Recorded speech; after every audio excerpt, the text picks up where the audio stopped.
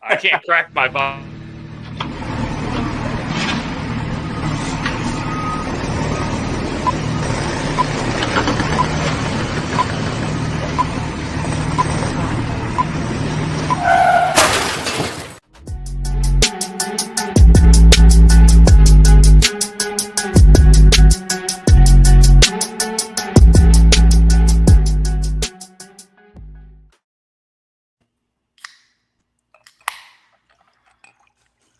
Dude, I cannot even tell you, one, how good this be here with you boys, and two, the timing of my door opening along with the beginning of this podcast happened right away. Is it a rumpy edge? It's going to be a good day. It's going to be a long day. It's a Kelsey. I have a Kelsey walking in my house right now. Prove it. Prove it. I need a Kelsey. Kelsey, get in here. Cheers. Yeah. It sure is appropriate. Cheers. Cheers. Kelsey's cheersing with us. Cheers. And Drew's got his Pig and Rooster shirt on too. Drew's wearing the hog and cock. Oh, look at you go. Cash considerations has his. No. You never know what those silly cash considerations are. That's my favorite player. He's involved in so many trades. Dude, the cash guys kills. Yeah. I mean, Ryan O'Brien, the famous cash considerations. Brian, I wore my shirt. It's apropos for today. Oh, Adley Rutschman. Hell yeah. Yeah, R.I.P. to our boy Adley Rutschman, who is Hate to no say it, longer but with the Orioles and now with the enemy. He is with the enemy. I feel like that should be a giveaway here. A podcast used signed Dusty Rothschild Adley Rutschman shirt. Mm-hmm. I like that. Pit stain. Yeah, not a bad idea. That's how you know. That's how you know it was game worn. Oh, yeah. Game worn. I've worn this shirt to the gym so many times. This shirt is all 3 times you went this year. all 3 times. Got him. Roasted. All right. Oh, we're starting off hot, fellas. All right. This day's got disaster written all over it. I can feel it. This is the first time we have talked since the trade deadline. We're going to talk everything Orioles, everything Adley, everything Zay Flowers. We've got all kinds of stuff to get to today. So before we get into it, can Drew tell about the story about what happened here right before the podcast started? Oh yeah. So again, knowing that we're going to talk Adley and stuff going on, I wasn't planning on drinking. Had my coffee right here next to us. Told Hannah I was not going to drink today. Immediately, these guys are like, "Where's your drink? This is drinking show." Go down, grab 4 beers, and just the absolute look of disgust on her face as I walk by. It's gonna be a long one, boys. What is that? You're drinking a Coca-Cola. Red-hearted IPA. Oh, okay. Bell's. The lattes are dead after this week. The lattes are killed. It's like Bell's two-hearted, but Bell's red-hearted. Okay. Yeah. All right. Let's get into it. Let's talk about Christian Franklin. Who? Leadoff hitter. He's our leadoff hitter. He's the guy who looks like Odubel Herrera a little bit. Sounds like an Oakland A. Clifford Franklin's brother. Yeah. We haven't been on here, guys, since Adley was traded. We were going to talk about all the trades, but let's talk about the biggest one first. Adley Rutschman is going to the Boston Red Sox. He hasn't played yet. He's already been there. If you saw Sonny Gray talking to him in the dugout, you can see how excited he is to be a Boston Red Sox. Yeah, it's a really sad day. Look, 2 things. I saw somebody write this, and I think it's probably the right way to go about thinking about it. It's 2 things can be right at the same time. We could like the return that we got for him, but we could also hate that we got to this point where we really had to do this. So I think, I mean, that's really where I've landed now after, it's been 4 or 5 days. I'm kind of more in a reasonable headspace about it. But it's just so sad. And the fact that it was to the Red Sox, albeit I know we probably got the best package from them because there's an in-division tax a lot when it comes to these big trades. I don't know. It's just a tough pill to swallow, but we do get a boatload of really good prospects. and a guy who, put up 3 WAR as a catcher last year in his rookie year. He's been bad this year, but Just forgot how to hit. he's a catcher. He's better than Chadwick Tromp. But or maybe he's not. I don't know. Yeah, that's where I'm at kind of mentally right now. Where are you guys at mentally? Drew, you were the most over the moon and really upset about this probably of us 4. Brooks, I mean, we all were. But what were your thoughts then, and what are your thoughts now? Have they changed? Yeah, I mean, you guys saw how I was. I was on a golf course at a tournament that day, so I was a little fired up myself. Tuesday, my thumbs were certainly sore from all the texts I sent you guys. Yeah. So, after thinking about it, I guess we're 4 days later. I'm still just as fucking mad. I hate it just as much. All right. So I'm there. Yeah. Okay. I'm in agreement with in between you guys a little bit here. It sucks, but I mean, they put themselves in this fucking position to do this, and the haul that we got is great. Doesn't necessarily help the team this year. Maybe it does. I don't know if one of those guys gets called up or not. I mean, obviously, Navarez is up there, and he called a great game with Povich. He had a great year last year. Just forgot how to hit this year. I think he's hitting 190 or something like that. But half our I don't know. Yeah, he's playing, right? I mean, Adley's been on the IL 3 times now this year, along with last year's IL stints. You just signed Basallo to an 8-year deal. The writing's kind of on the wall. There's other rumors that are going on outside of here that who knows if they're true or not, so I'm not even going to bring them up. But I mean, I think wholeheartedly that when you come to the trade deadline 2.5 games out of a wild card spot, it's tough. It's a tough sell to me if you're gonna sell the face of your franchise that was supposed to be like the turnaround point. And in my mind, it just it feels like a failure. I mean, it really does, and it sucks. And I think that's why it hurts so bad. I don't know. I understand the move. I like the move, like when I take a step back from it, but it doesn't mean that I'm still not pissed about it. I think we squeezed every ounce of juice that we possibly could have squeezed out of Adley Rutschman, to be honest. I mean, and like Brooks kind of said there, it does seem like a failure because when you look at the person that was drafted directly behind him and Bobby Witt Jr., you have some revisionist history on this one. I honestly do believe that Adley is a good player and he is a good person, but I don't think we were going to get what we actually. I don't think we were going to get any more out of him than what we already had gotten out of him. I don't know how to exactly appropriately word that, but I don't. I'm not upset about it, but I'm not happy about it, and I know that is a cop-out answer. I heard somebody say this, and I think it maybe it was one of the Talking Baseball guys. Like you see a lot of these like kind of high 20s catchers starting to get moved, and I think a lot of the smarter teams are kind of moving in this direction because you just really don't see the Yachties or the Salvies or that kind of player as much anymore. The catchers are kind of like they get hot for a couple years and then they kind of go away. There's the catchers that are here for a long time. It doesn't seem like there's a lot of them around anymore.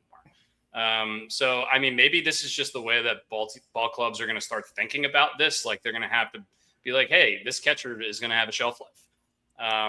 But, with regards to Basallo, like you say, we signed him to an 8-year deal. I mean, we said it in the group chat. I personally am the biggest spearheader of this. That guy's not going to be catching in 3 years. He's not a catcher.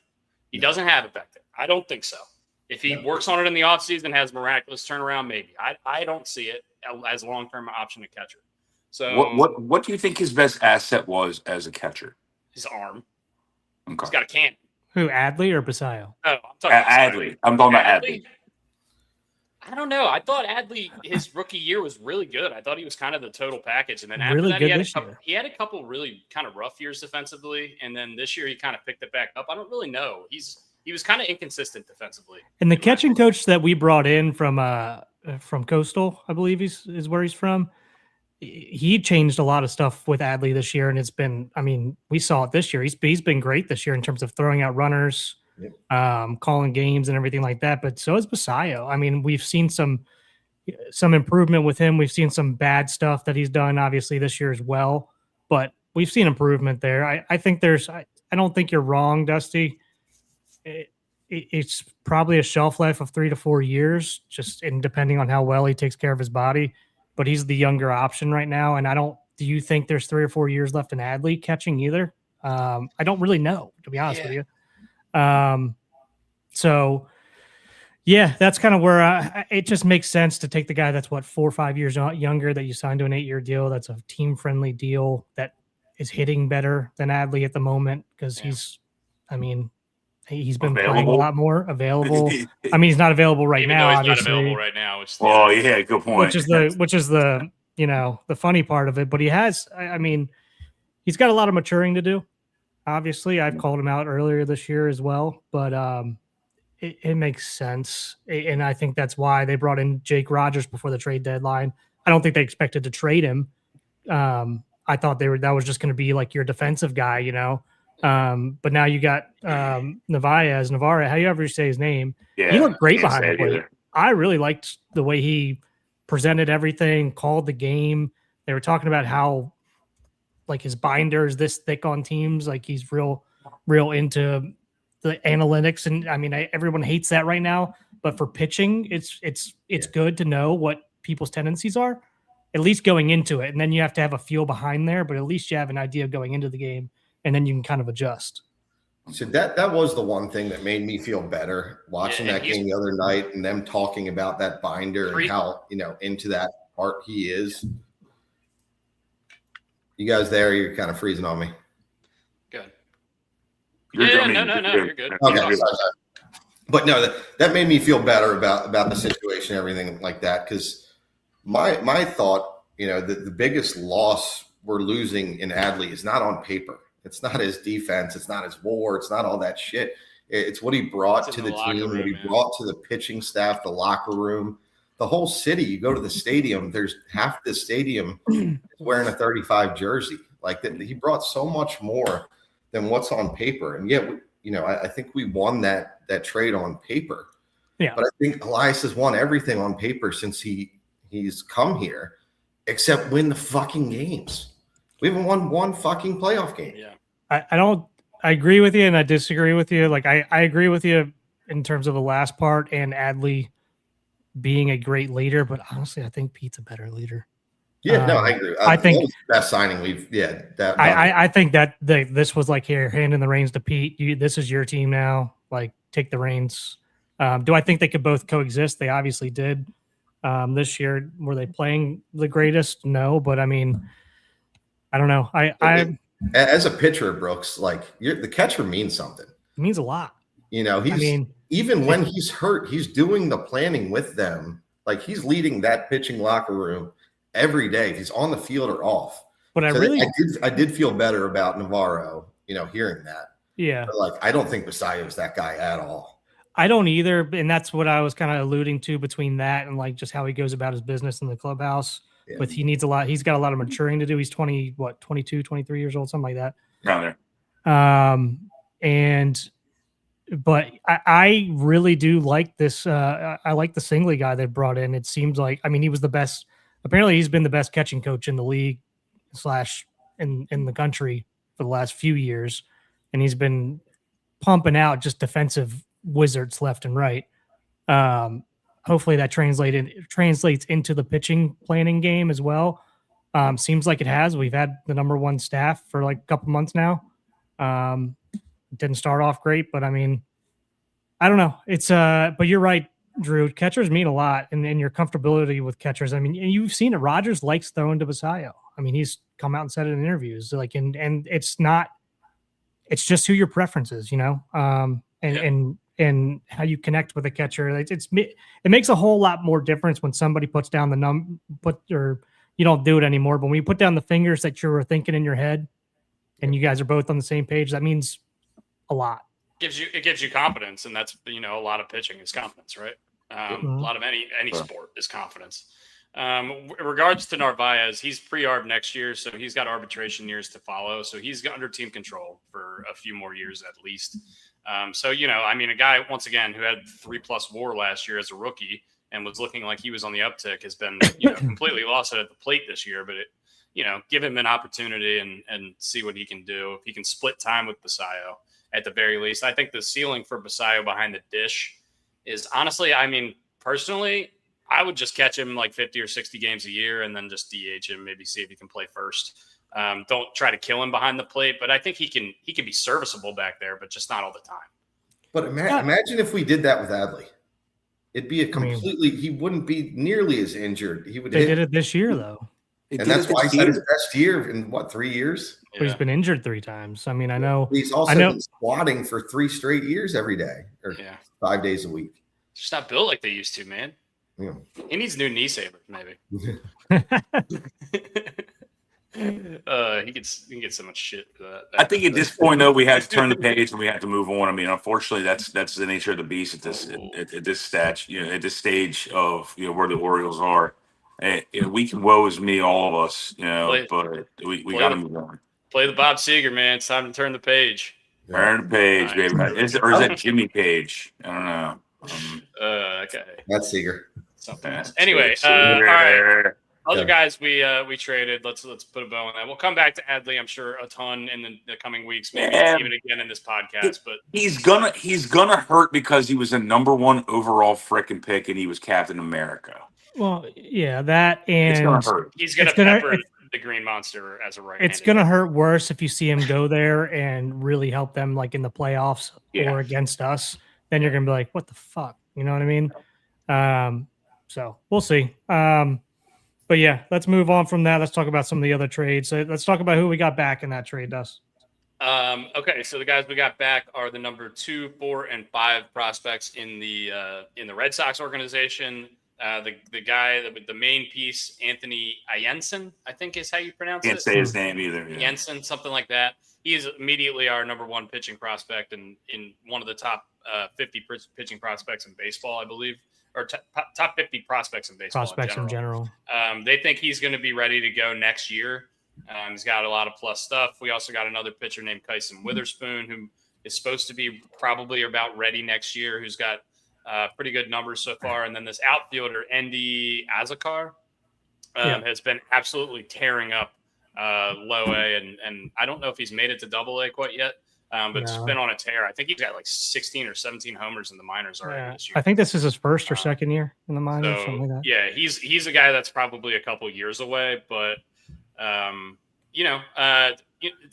lot of people really loved this return for the Orioles. A lot of people were saying, even if we just got the top pitching prospect, that this would be a good trade. The fact that we were able to get 2 more of their top 5 prospects and a starting catcher on top of it. I don't know who this player to be named later is. Is that how much later do we name him? Sounds good. It might be Drew. Yeah. Throw him in there. We need a clubhouse guy. Working on my comeback. We need a clubhouse guy. Yeah. No, but this I think if I remember correctly, this Witherspoon guy runs it up to like 99, I think. Yeah. Does it scare you that they were willing to get rid of their first-round pick from last year, the Witherspoon guy? I think that makes was, me nervous. I mean, you say willing, but from what I've read and heard, like that was the sticking point for a while that they didn't want to put him in the package. Yeah. Okay. All right. I didn't know that. Yeah. Yeah. And then I think we're just like, hey, if you don't put him in, we're just going to trade him to the Yankees. Fuck you guys. All right. Obviously, that's what I would do. Because that was the rumor initially, is that he was going to the Yankees. Yep. And this Ianson guy, this Ianson guy, from everything I've read, and I mean, you can look at his numbers, like he looks fucking filthy. Yeah, he looks good. So, knock on wood, maybe this is the reverse from our Andrew Miller, Eddie Rodriguez trade. That I don't think any of us complain about whatsoever. I think we all think that was the right move at the time, even though I did hear him go on Ryan's show recently and say, Dan Duquette, I mean, that was probably his worst trade that he ever made, and he was upset about that one. But I think as Orioles fans, we all agreed with it. We understood it. We love to see that he was going for it. So nasty. Yep, and that's what the Red Sox are doing, and that's what's so frustrating, because we've had that chance and we haven't taken it under this leadership. That's what's so frustrating. Like, again, all these moves, we're probably winning them on paper, and makes sense. I get everything, but it's the frustration of when are we going to go for it? Let's win a playoff game. Yeah. How about that? Dude, making the playoffs this year would be a huge success for this fan base. It would ignite it, the city. We do it. I mean, we've been chasing that for how fucking long. I know. And when we did it, we didn't appreciate it because we're ahead of schedule. Yeah. So we didn't make that push. Now we're way behind schedule and we're selling off again. It's like, what's the schedule? Yeah. I'll defend him. The first loss, nobody was beating that Texas team. Right. Nobody was. That team was a buzzsaw. The Royals series, I mean, I don't. We weren't playing well at the end of that year, but I mean, I'll say that the Orioles, when we played the Rangers, were by far the unanimous from all the baseball writers and talking heads, the best AL team. Yep. It's just Texas got fucking scorching hot. Corey Seager just couldn't get out for a month. So, I mean, and they ended up winning the World Series, guys. I mean, that has to make you feel a little bit better. Like, we beat them for whatever reason. I'm not going to say we win the World Series, but we'd probably go pretty far in the playoffs after that because we were playing well going into that. So, which is the reason you got to buy to try to get that chance every year. I'm tired of being a fucking bridesmaid. Yeah, I agree. God damn it. I mean, I think we all are. Look, I think it's like we're delaying to try to build this super prospect team. Your best chance is go for it every fucking year, and maybe you make that run one time. And at a certain point, we need top of the rotation fucking pitching. We need to go for that fucking we could have easily made that Skubal trade. Maybe Skubal didn't want to get traded to Baltimore. Fuck him, dude. He doesn't have any say. Offer him more prospects. The Dodgers gave him a bag of peanuts. I don't understand what the Cubs and the Brewers were thinking. Why the fuck would you not offer the Tigers that? Blew that. Who gives a fuck? Give them all away. Prospects are suspects. Trade them. Fuck them. Yep. The Tigers blew that trade. Yeah. And then they traded Casey Mize to the Padres 5 minutes after the deadline, which I thought was weird. Just imagine Skubal and Miz in the playoffs. That might be one of the scariest things I've ever heard of. Skubal might not even start the first game for the Dodgers the way Yamamoto pitched in the playoffs last year. Also one of the scariest things I've ever heard of. Yeah, but I mean, if you sit here and think, I think that we're probably more upset that we didn't go for guys to come in right now to help the team than Rutschman going away. Just because, I mean, Basallo and Rutschman are going to – I think Basallo's coming back before Rutschman, so he'll be back. Rutschman's been out 3 different times this year. He's only played, 50 games maybe this year, if that. Still an all-star, by the way. He's still an all-star, but, is him going away, is it changing that much? You know what I mean? Sorry, go ahead, bro. The other part of it is I think the biggest loss is Tyler Wells at the moment because he's been pitching great because he's actually producing for the team at the moment. But I'm not speaking to Adley, but I'm thinking of all the guys that got traded that have 1 year of remaining team control. So, for example, the end of next year, with the upcoming, let's call it a spade. There's going to be a lockout of some sort. Hopefully, there's no games missed. But that trade for the Red Sox looks absolutely terrible if maybe we lose 20, 30, 40 games of next season, because now the Red Sox have gotten a rental player for 80 games, 90 games, 100 games, and he's not going to play all of them. And he's not going to play all of them. So now the Orioles trade looks that much better, and I hope that doesn't happen because I want to see baseball. We all want to see baseball, but I think that might have been there might have been hesitation by a lot of teams making these moves because of the upcoming work stoppage. That's fair. And going back to my point, that's why I just think losing Adley with how much he's been hurt and how much he catches at the moment, it's probably not that big of a loss with Basallo, and we got the Narvaez guy back from them. And going back to Tyler Wells has been pitching great recently. But this Hoppy guy could end up being pretty good. From what I've seen, that didn't come back in that trade necessarily, and it sounds like Ferret's going to be coming up soon. They think he's major league ready. I also think he might be starting a game. Oh, 100%. Like Elias said, he's as like an opener or as in like an actual starter. Starter. They asked Elias about him. They asked Elias about him, and he said, I think he's very close to being major league ready, and by very close, I mean like a phone call away.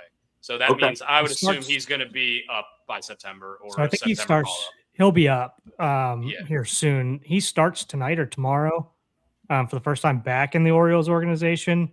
But I mean, this might Hoppy be like being, if Povich doesn't pitch well next start.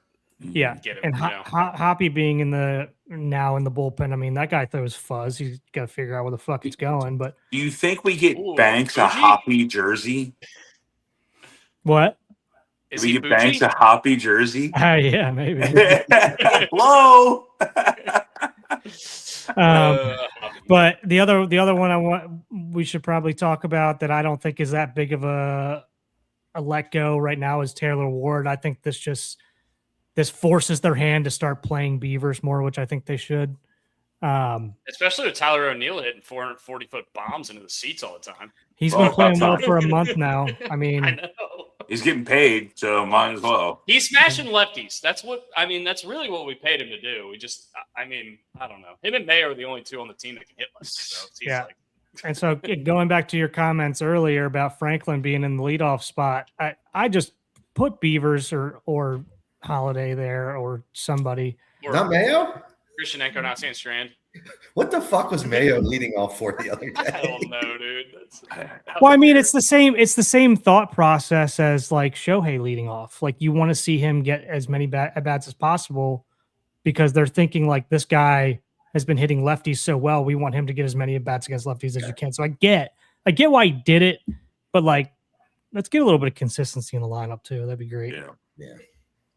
But going to your Wells point, and that's the tipping point for me, is where, like, again, if we sell Adley and pick up someone to make a run this year, I'm good with that. That's at least we're trying this year. But when you give up Wells, who's under control next year, to me as an over emotional reactive fan, we're fucking throwing in the towel next year too. Like we traded him for a guy that we traded away last year to get Shane Bass. Yeah, Boz. Whatever. Yeah, but the guy is major league ready starter. You know what I mean? Honestly, I'm 100% for the Wells trade. I don't think the guy's very good. I know I'm going to be pitching well, but I'm with Drew. I know he's pitching well. I have nothing against the guy. I think he's a good guy. He's obviously towers over me and would beat the fucking living shit out of me if I ever saw him. I don't have anything against the guy personally. I just do not have any faith in him when he's in late in the game. I don't. I get you. And again, I'm looking at this as a big perspective, not individual trades. So we're selling this year. We're selling off guys next year. Next year, Gunner's going to be in the same position Adley is. And are we selling him off with that? Like as a fan, after that, Jackson's going to be in that position. Well, look, here's the thing. Like the AL was there for the taking the whole year, and we didn't play well enough. And Pete kind of said it in that post game. He was just like, "Look, we're gonna do everything we can to keep this team together and keep winning for these fans." But he all but said like, "Hey, we didn't win enough in the first half, and we need to be better in the second half." And I totally agree with that mindset. I agree with you, but you're 2.5 games out, man. Like you're right there. And also Tyler Wells goes to fucking Tampa, and we know immediately when anybody goes to Tampa, they're going to be fucking amazing. Yeah. And Tyler, when he goes and he strikes out 4 of the first guys he faces, he doesn't strike out anybody. By the way, the guy throws 92 miles an hour. He's 6'8". Well, I don't get it. Here's the thing. I agree with Drew. Well, I don't agree with Drew here. I agree that like he's pitching well right now, but Dusty and Brian know my thoughts on Tyler Wells. It's kind of a ticking time bomb right now. He's pitching well right now. Don't get me wrong, but he routinely gets out of whack pretty quickly in terms of his delivery and starts throwing cock shots pretty regularly. I do not understand how nobody's. I haven't heard the term cock shot in a while, by the way. I don't know how nobody's hitting his cutter at the top of the zone right now. Nobody's hitting it. I don't know why. It must be like it's got to be the level where it's coming It's at. got to be some weird thing where you just can't see it out of his. They're not making contact with it, or they're popping it up. But like, I don't understand. I just don't get it, man. Yeah, he doesn't have the best stuff. No, for the most part, though, if you don't have the best stuff, it's your deception, right? Like Ted Lilly used to throw 93-mile-an-hour fastballs up in the zone, and nobody could catch up to it because he threw it such a weird arm angle. You know what I mean? And I think there's something to be said about that. Whoa, Was there a Ted Lilly reference? Ted Lilly was Just good, dude. I love that you brought that up because I was thinking about Ted Lilly last week when I was working out for whatever reason. Please Ted elaborate. Lilly. Think of him as a Cub. What do you think of him as? I gotta let Ted Lilly quaff over me real fast. I'm getting hot and bothered here. I was thinking, like somebody brought up Rich Hill, and then like Ted Lilly came into my mind. I Dick started thinking Mountain? about him. What? Dick Mountain. These dudes just get outs, dude. They just get So- outs. They don't need fucking stuff. But I Just mean, get outs. if I'm like from what Drew's saying, I would be more mad about Dean Kremer, like for next because you have him again for next year. I think the next 2 years maybe. And that's a guy that's been a stalwart in the 5 position for whatever. But they must believe in these guys that they got back, and also, I mean, didn't have the greatest start with us. But Bassett can either be the number 5 or go to the bullpen. Not really sure what they're going to do with him, especially if Povich keeps pitching well, or if Ferret comes up and lights the world on fire. Alex Hoppe, who knows what's going to happen with him? There's a lot of stuff going on here that I think they got some lottery tickets here to see, but again, they're lottery tickets, right? So we'll see if it works out. And guys have stepped up. I mean, CES, Brandon Young's pitched great. I know he had a rough outing the other day. We've stepped up. Again, it's big picture. We might have won the individual trades. We're sending the wrong message to the locker room. We're sending the wrong message. Imagine being Pete Alonso. I signed 5 years for this. I agree, Yeah. but it's like what Dusty said in But his post-game interview, it sounds like he understands He's got why. to say that. What else is Yeah, going to say? He does have to say that. He does have He's to say also that. he's but- also played for the Mets for 5 years. He's used Yeah. to true. No, He could still be on the mess. This would be terrible. He's a pro. He's going to be a pro, but I it's agree. got to be. It's got to hurt mentally. Yeah.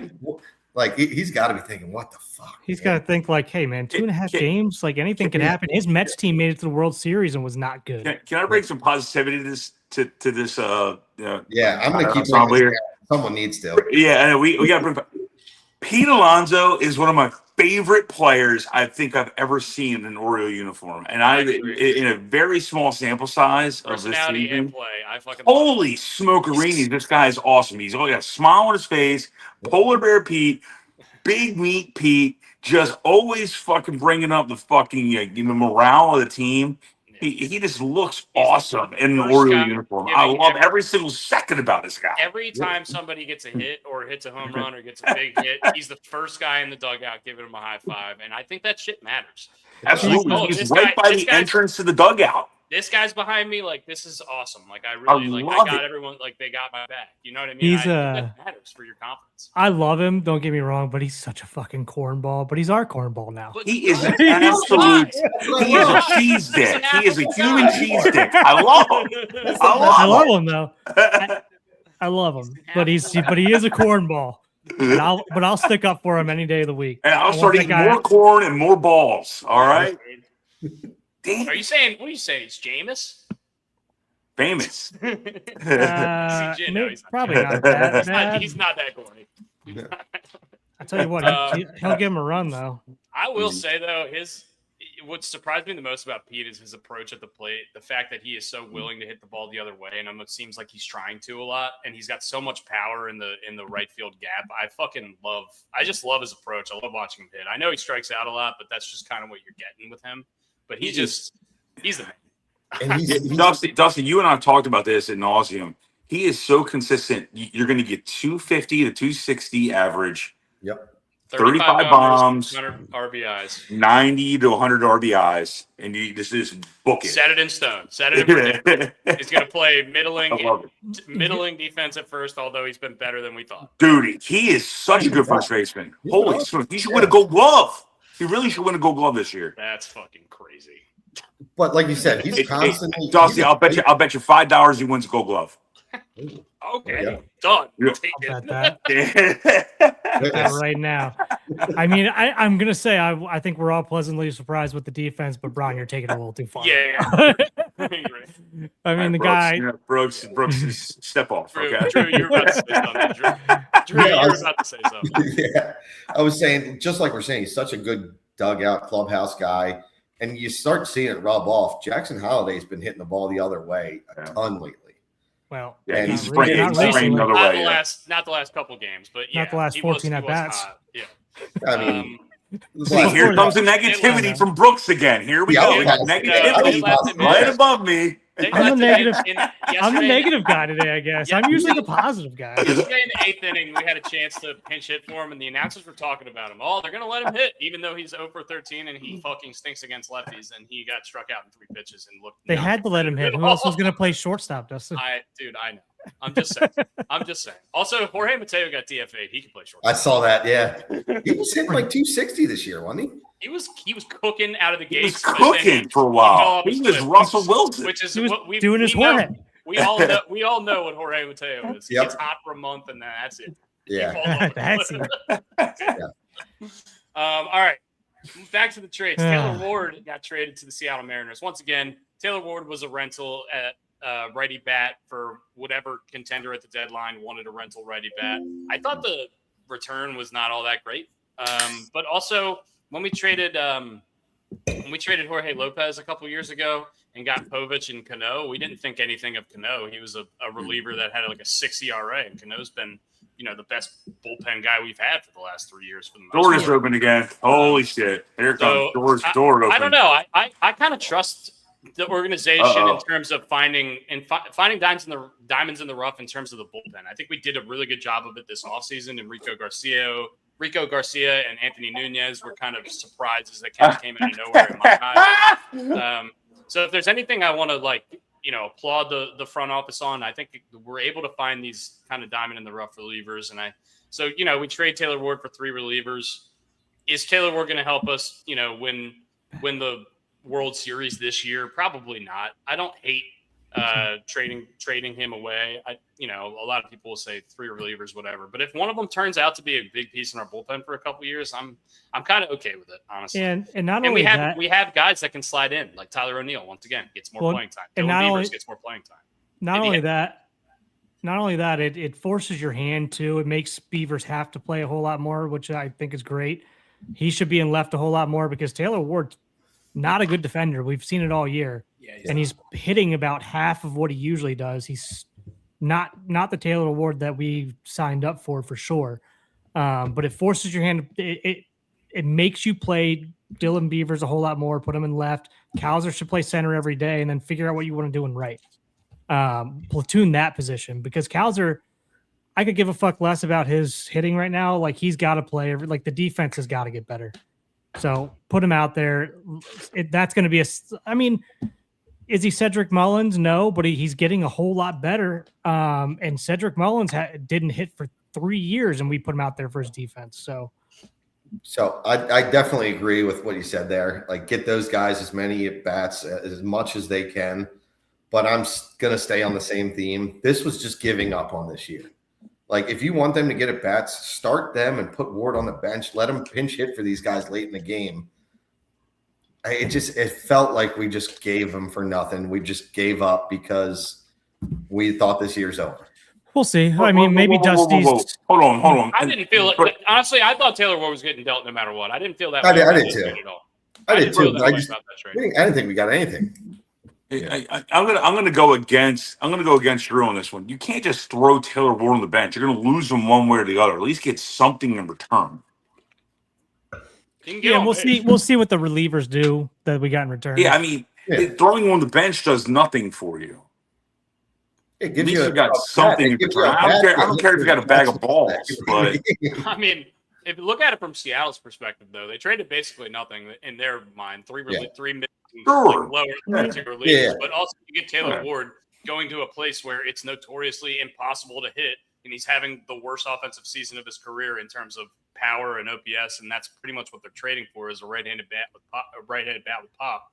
If I'm a Mariners fan, I'm just like, what are we doing? We just praying for this guy to bounce back to what he was last year. He was hitting the numbers weren't there, but you guys watch. He got on base. He had productive at bats that no one else on our team does. In the first month, he was leading the league in doubles, and then for whatever reason, that just stopped. And then he broke his hand or his wrist, and he just stopped swinging.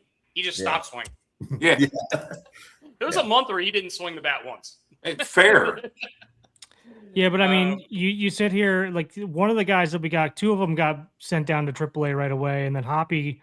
I mean, I brought him up a couple times now. I like his stuff. I think he could be the replacement for the Tyler Wells trade. So we'll see what happens with that. But I'm in agreement with Brian here. I think you do got to get something for him. You can't just bench him. You Or can't you have just to bench play him. You bench him. What do you win? But You win also nothing. on the flip side of that, Beavers for the last month, like his at bats have been tough, man. I think he can step in and take the role I from like him. Ward, and I he think plays he's better good. defense. No, Dusty, why don't you like him? No, I do like him. I think he's Oh, good. you do. Oh, okay, my Yeah, bad. no, I do like him. He just doesn't get enough. He looks like he's battling not every at bat. consistent enough playing time. But Still I think such a he's weird definitely swing. there's something. I know it's the what's his name, Kyle Tucker swing. Yeah. Yeah, that's exactly what it is. It looks Yeah. like I don't know what it is. I By can't the way, put that guy words to it. stinks. Stinks this year, that's for sure. You guys sound like the old guys from Moneyball in that fucking room. Like, oh yeah, his dick walks in 2 minutes before he does. Yeah. Who's Fabio? Is there a player like there? Is there a player out there like Giambi? No. If there was, could we afford him? No. Then what No. the fuck are we talking about? Wow. Anybody else that's worth mentioning right now? Oh, we traded Jonathan Rodriguez. I didn't know that. Christian Franklin. Once again, I don't expect this guy to be in our lives all that long, but he feels like In our lives. He feels like one of those Jesus. Orioles that in like 5 or 10 years we're going to be talking about this guy in his historic run with the Orioles, a la Jimmy Paredes, Wilson Betemit. But he's got those so kind of much guys. control, doesn't he? He's got so, and apparently he was like the Nationals loved him and they just logjammed. couldn't bring him up. That was his first major league start. Yeah, it was. But Was it really? I think he's been in Holy shit. AAA for a while. Yeah, I think he played Well, like a full season in AAA. They basically said that, like, hey, if one of these guys get hurt, he's up. Like they wanted to bring him up, but they just didn't have room for him. No Franklin hate allowed here. Did he go to Arkansas? Griffin There's Franklin. God Yeah, he did. damn Yes, he you. did. Fuck Arkansas. All right. He Suck did. it. Suck it, Joe. Also, I put this up earlier. We didn't. But talk please about get it. him course, out of the Gunnar- leadoff spot. Gunner's going to be traded. Aloy as the next gen. Yeah, I do love a little. so do I. He looks good right now. I liked him at Arkansas. All right, yeah, that's pretty much the. I the would think extent so. He of won the trade Golden deadline. Spikes. All right. Question for the boys here. All right. What was your favorite trade out of all the trade deadline stuff? In the Orioles Favorite organization. trade? No. Let's stop spewing negative. What was your favorite Well, trade we're out gonna of go all through of all the of it. Orioles, out of all of the MLB trade deadline stuff? Well, before we do that, we're going to go through all the trade stuff. So we can, Okay, never mind. I have a question to pose, but we can do that later. Let's talk about the other big deals around the league. The biggest stuff: Tarek Skubal, Luis Arias, those trades, that kind of stuff. What was your what do you guys want to talk about first? Skubal? let's do Scooble, yeah. Tigers also only a couple of games out of the wild card. Were one of the hottest teams going into the break. Had kind of cooled off since the All-Star break. Ended up trading two of their top pitchers, probably their top two pitchers. Tarek Skubal is gone. He was not going to re-sign anyway. They get 3 prospects for him. A lot of people don't like the return. Once again, prospects are suspects. We don't really know. It's such a dart throw for a lot of these guys. So, I mean, if I'm a Tigers fan, I'm fucking livid. We just gave away Casey Mize, who was a former, I think, not a 1-1, but a top props. He's a top 1-1. draft pick for them. No, He's a Torkelson was a 1-1. Was Mize a 1-1? 1-1. Either way, was he? Anyway, He's either a 1-1 or he's got like a It was a 2.9. 1-1. He's got like a 2.9 ERA this year through 95 innings. He's been really good. And that's, if I'm a Tigers fan, that's what I'm more angry about than the Skubal thing, because the Skubal was clearly gone at the end of the year, no matter what. But I look, this makes the Dodgers even more seeming like inevitable that they're going to be at least in the World Series, if not winning it. I mean, they have Ohtani, who I'll take the field. If Ohtani wants to start pitching again in the playoffs, I'm sure he's going to have the option. He's got a sore knee. That's why he's not pitching. The reason he's not pitching is because the Dodgers don't fucking need him to. Yeah. Because when they get to October, Braves. they're going to need him, right? All right. So Skubal He trade. lost 6 straight. Yeah. Skubal trade. So, all right. So they got back, swept by the 3 fucking guys? the Red Sox both saw. So here's my question on both of those, because I think they would both get compensated with a qualifying offer. Is their return better than two picks, right? No, Tariq Am I wrong Skubal. with that? Skubal's not a qualifying offer. He's It a wouldn't have been. he's a free He's an agent. unrestricted free agent. Yeah, he's. I don't know how that works.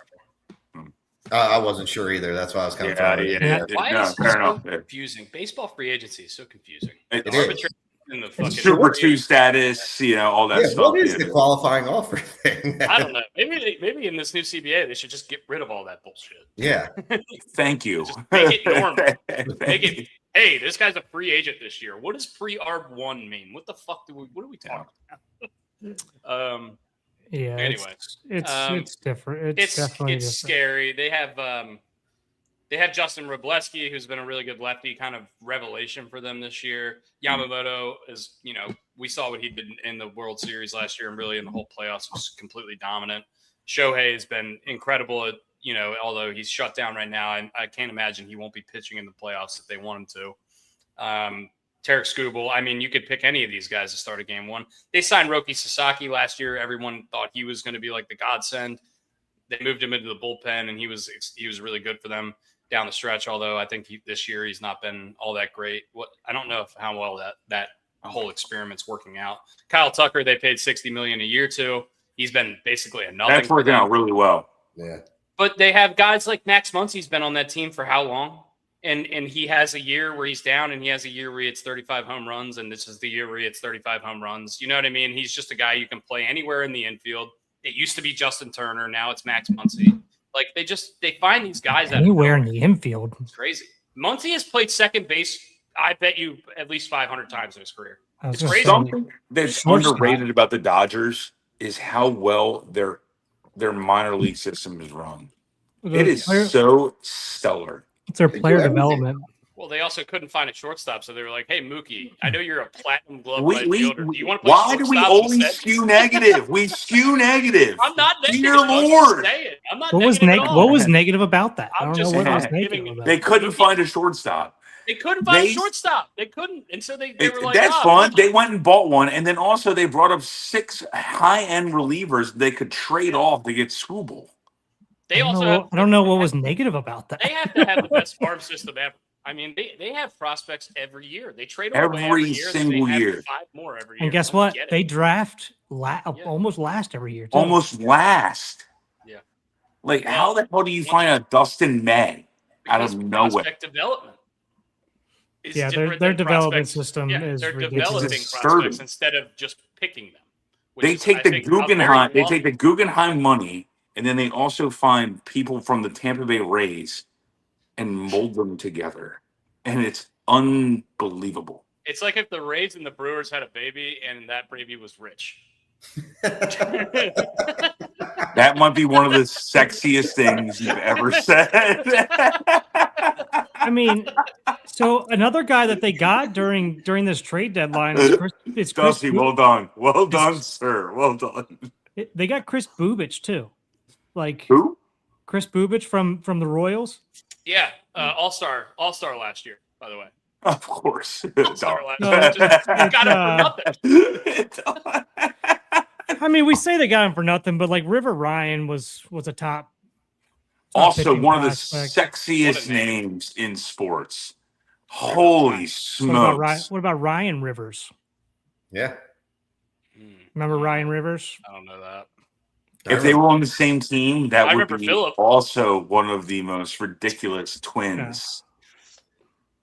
they also- River's a strong first name. Like, name your kid River. It's like Mountain. Like River Phoenix or whatever. Mountain. River Phoenix, RIP. It's definitely stronger than Creek. Yeah. Yeah. I don't know any creeks. Crick. I knew you were going Crick. I I have a knew you were regular going at Crick. Green- I have a regular at Green Turtle. His name is Lake. I knew you were going Crick, Drew. I knew. Damn you. Anyway. Anywho, All right. He's got sidetracked. Yeah, we need to start talking about some other deals. Okay, Yankees. Let's go in the division. Yankees get Luis Garcia and Elliot Ramos, although they do not get another starting pitcher. They still don't. No one cares. They still don't have a shortstop. Aaron Judge seems like he's going to be out for the rest of the year. I don't really know what the Yankees' plan is. If Judge doesn't come back, I think this team is a complete write-off. He did come out and say that he was going to come back this year. Now, I don't know if that's factual or not. When did he say that? To the team. He said it like 2 days ago. Did he? Yeah, he really did, like 2 days ago. A lot of people are wondering if he's even going to be ready for the playoffs. Yeah. I don't know. Look, they get Luis He said Garcia. he's coming back this year, and it was like 2 days ago, 3 days ago. They get Luis Garcia, who I think was leading the National League in OPS, which is crazy. But can't play second base. First base, DH kind of guy, which means Cody Bellinger is going to be playing the outfield, which means Goldschmidt is going to be. And then Chisholm's going to have to move over to third. Chisholm's moving to third. Yeah, they brought up this new dude. What's his name? They're shuffling the deck. 2.0. They're shuffling their infield deck. Volpe. Yeah. Anthony Volpe should be Anthony Volpe was staying behind the woodshed. I think he's in Alcatraz right now. Yeah, he's the worst. He's so bad. Yeah. But the new shortstop hit a home run in his debut, didn't he? Yeah, and what's cool? His little brother made his minor league debut that same day, and his parents were at the Yankee game, and his parents were watching his little brother's game on the phone, and his little brother hit a home run in his first minor league game. Oh, that's awesome. They were going ape shit in the stands. Yeah, that's so cool. It's a really with a cool metal video. bat. Yeah. So with the metal bat. Shut up. Tampa picks up Tyler Wells. We just talked about that. They pick up Freddie Peralta, which I think is going to be a big move. I think the Braves really could have. He is a mechanics. He is a mechanics mess. Brooks, you have this. Please take the floor. Freddie Peralta is going to go down there and fucking shove. Freddie I think he might hit the backstop every time. Fuck yeah, every other time. The others are swinging misses. Just a bit outside. I think, honestly, so since we're on the Rays, I think the Rays are my biggest winner from the trade deadline. They get Tyler Wells, who's pitching really well. What's that? He's pitching very well. Pitching very well. Liam Hicks. Beer's already hitting Drew. I think Liam Hicks is going to be a stud. I mean, he's a monster with the Marlins right now, and they pick him up. I think that's going to be one of the most underrated moves. I think Freddie Peralta, give him a couple starts, he starts getting back in rhythm again and could be a X factor in the playoffs. I think they're the biggest winners in my mind in terms of getting stuff that they needed. I will take the Cubs. Yeah, we'll go to the Cubs now, I guess. Let's just because we stall and we sit here and talk about one thing over and over and over again and end up back at the Orioles and then talk about shit. Clay Holmes and Kevin Gausman, those are studly moves. And Zephyr, the guy they got from the Angels, has been a really, really good reliever. Throws 97 to 99 Ched. I mean, absolutely love it. Braxton Garrett, who's another lefty they can pull it out of the bullpen that they got from Miami. I really agree with you, Brian. I think they went all in on pitching. They acquired 7 players, and 6 of them are pitchers, and most of them are major league pitchers. These are major league guys, and these are guys who can start in your playoff rotation. Exactly. Who also have playoff experience. Kevin Gausman might start game 1 in the playoffs. Yes, and Clay Holmes is number 2, and you can rotate that. If Justin Steele isn't healthy, I mean, it's going to be Gausman, Imanaga, and Steele. I mean, that's like a legitimate. And by the way, Justin Steele might be one of the sexiest names I've heard in a while. But Justin Steele. You like these sexy names? It'd be cool if his name is Dustin Steele. Yeah. No. And to prove Brian's point, to bring everything back to the Orioles, God damn it, I wanted Gausman back. Gausman has the most strikeouts of any player since 2015. Thank you, Drew. I always went the wrong direction. If you cut it from 2015 and on, I think Kevin Gausman's in like the top 4 in the league in strikeouts. Well, since we're on it, let's go over to the Blue Jays. Yeah, the Blue Jays were super drunk. I don't know what the fuck they were doing. They were buying and selling like it was fucking dude, it was Black Friday. Drunken sailors. This was Black us Friday at the Rogers Center, dude. I didn't know what they were doing. This was us doing our fantasy draft. just drunk dealing, people. Crazy. Yeah. They were like, "Oh, we're gonna get Spencer Arguetti. Oh, we're gonna trade Dalton Varsho. Oh, we're gonna get Jameson Tyone. Oh, we're gonna trade our Jeff Hoffman, our closer. We're going to trade Kevin Gausman." I don't know what the fuck they're doing, honestly. Well, I honestly don't know what they did. They Yeah. they traded away half their guys, and then they picked up half. I don't, dude. I were guess just they like- think that they're they just upgrading in needed those to spots, reshuffle the but deck. They needed to reshuffle the deck. They were like the Yeah. buyers. We need to change things up. I mean, that was the biggest fall off of any team, this year. Yeah. Brooks, take your victory lap. Take Yeah. it now. Take it Brooks now, said- Brooks. Brooks said- Take Brooks it said the now, Blue buddy. Jays- Take it Jays now. suck. them and the Guess Mets. what? The Blue Jays and the Mets suck. Yeah. Brooks, you won this one. Yeah. Dude, I have no idea what the Blue Jays were doing. I Until don't they go really on a understand run. trading Gossman away. Why? I don't get it. I Well, don't get it. Like What it was They he must think a free Jose agent coming up, Soriano. or- and end of They year, want- yeah. they want Yeah. younger, more controllable pitching prospects or more controllable Yeah. pitchers. Like Arrighetti was really, really good for the Astros at the beginning of the year, and then had a rough middle. So Soriano was a Cy Young candidate for like the first 2 months. yeah, same thing. And So- apparently, when they traded for Soriano for that, because they traded for him a day before the deadline, apparently their phones were ringing off the hook. People trying to get him from them, which is like, okay, do we just want a full on sell? Let's just fucking send him back and try to get 150 cents on the dollar, right? I think that's when you do 3-team trades. I don't know. Do they do this in baseball? I don't know about 3 ways, but only through third-year arbitration. Yeah, you got to be a Rule 5 guy for that. I can only speak to this. I have a super box. I know this is a very stupid small story. I have a super box, so I get to watch like the Blue Jays feed, and it was the last pitching performance for Kevin Gausman, and they were talking, like the Blue Jays announcers were talking about how Gausman wanted to stay, but he understood that the Blue Jays were going to trade him. And when he came off the mound, he was He got very standing emotional. Yeah. And it would not. And the Blue Jays announcers, whoever they are, announced that he would love to come back, but they understand they have to trade him for assets in order for, to once again, like we were talking about, like gain players, and then he'll probably come back next year. Yeah. Who did we do that with? We traded somebody away and then they re-signed with us. Kittredge. Kittredge. Yeah. Yeah. Kittredge. Yeah. Phillies get Luis Arias, probably the most, I would think, I probably love going to him be so one of the much. most, I one of the most love that impactful, move. probably one of love the most impactful bats that was dealt at the deadline. You put him you can hit him anywhere in the lineup. He's a Get table on setter. base. He's going to Table fucking. setter. Yeah. He's awesome. I love it. I think putting him in front of Trey Turner and Bryce Harper is scary. I think that's a really great Lead him idea. off and let Kyle Schwarber hit a bomb with a man on. So here is the thing about this trade, though. So he's going to be playing second base, which means whoever their second baseman was is going to kick over to third. Stott kicking moves over to third, Bohm goes to first from third, and now and Harper's then going to be Harper out. goes to right. So Harper's 35 years old at this point, Ish. moving from first base to right field. He hasn't played the outfield in 3 or 4 years. The Phillies already, metrically, in every single way you look at it, are the worst defense in baseball, probably other than the Orioles.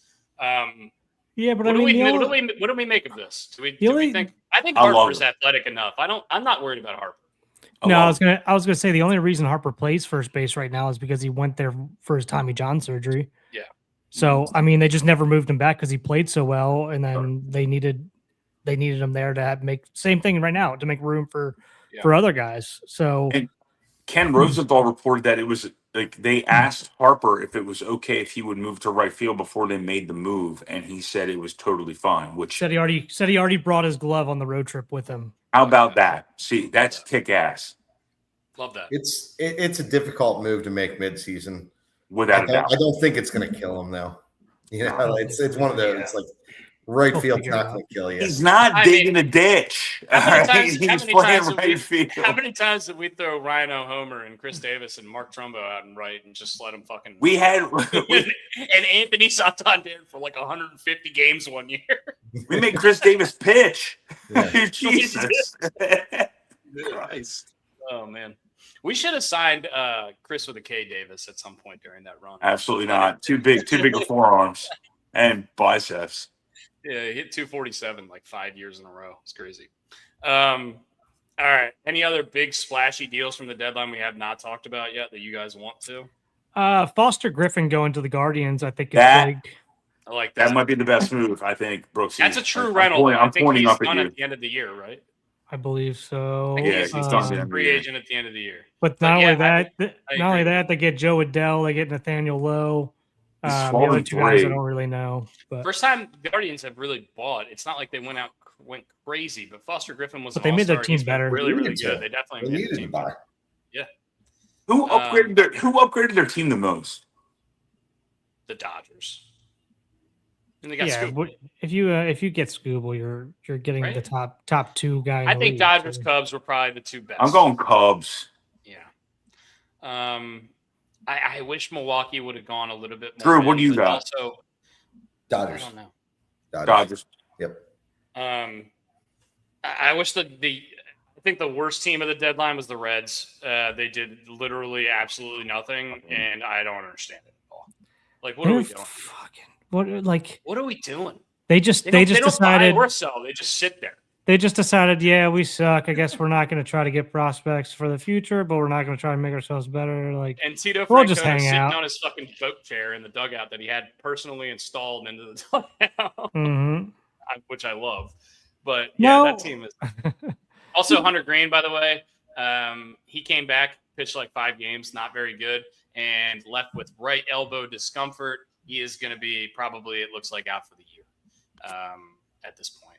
Is there Tito any guy said that was surprised that there's a very slight chance that he returns, which means anyone you was surprised didn't get moved?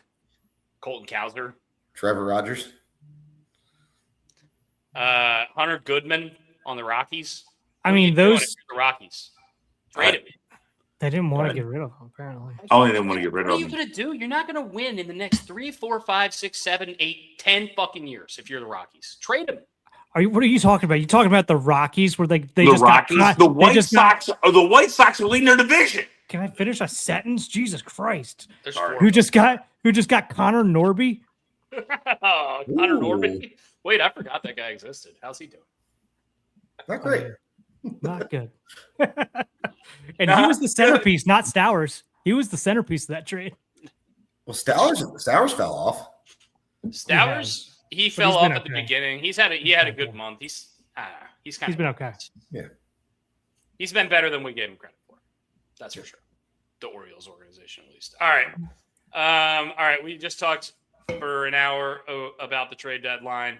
Yeah, Trevor Rogers, Colton Cowser, probably the two for me that I would say my answer to that question, Brian, are the two that I can't believe it in trade. But also Colton Cowser, what's his value at this point? If you're going to sell him, you're going to sell at the lowest point. What's the point? You might as well hold on to him, see what he's got. He's got all the tools. He's just got to put it together. He's fine. Isn't a corner outfield spot. He just shouldn't be playing center, but he has to because that's what we have. I honestly think he's playing a much better center I field think now. he's playing great. Yeah. Recently, like earlier in the year, he was still his throws were fucking erratic. We got to fix the swing and miss, and I think he's still a good player. Yeah. But also good for Pittsburgh going out there and getting some guys and giving your team some like, hey, let's try to go after, try to make the playoffs a little Try bit to do here. something. Yeah. I mean, they got Luke Weaver. That was probably one of the best relievers still. Yeah. Dust, you had a question for us earlier. It was the question that Brian just asked. It was who it was going to be Orioles specific, but who were you most surprised that wasn't moved? And Okay. it was Cowser and Rogers. Basically. I have a question. Speaking of drunk GMs like the Toronto Blue Jays, what the fuck is AJ Preller doing? Like they are not even close to in this race, and they went out and got some guys.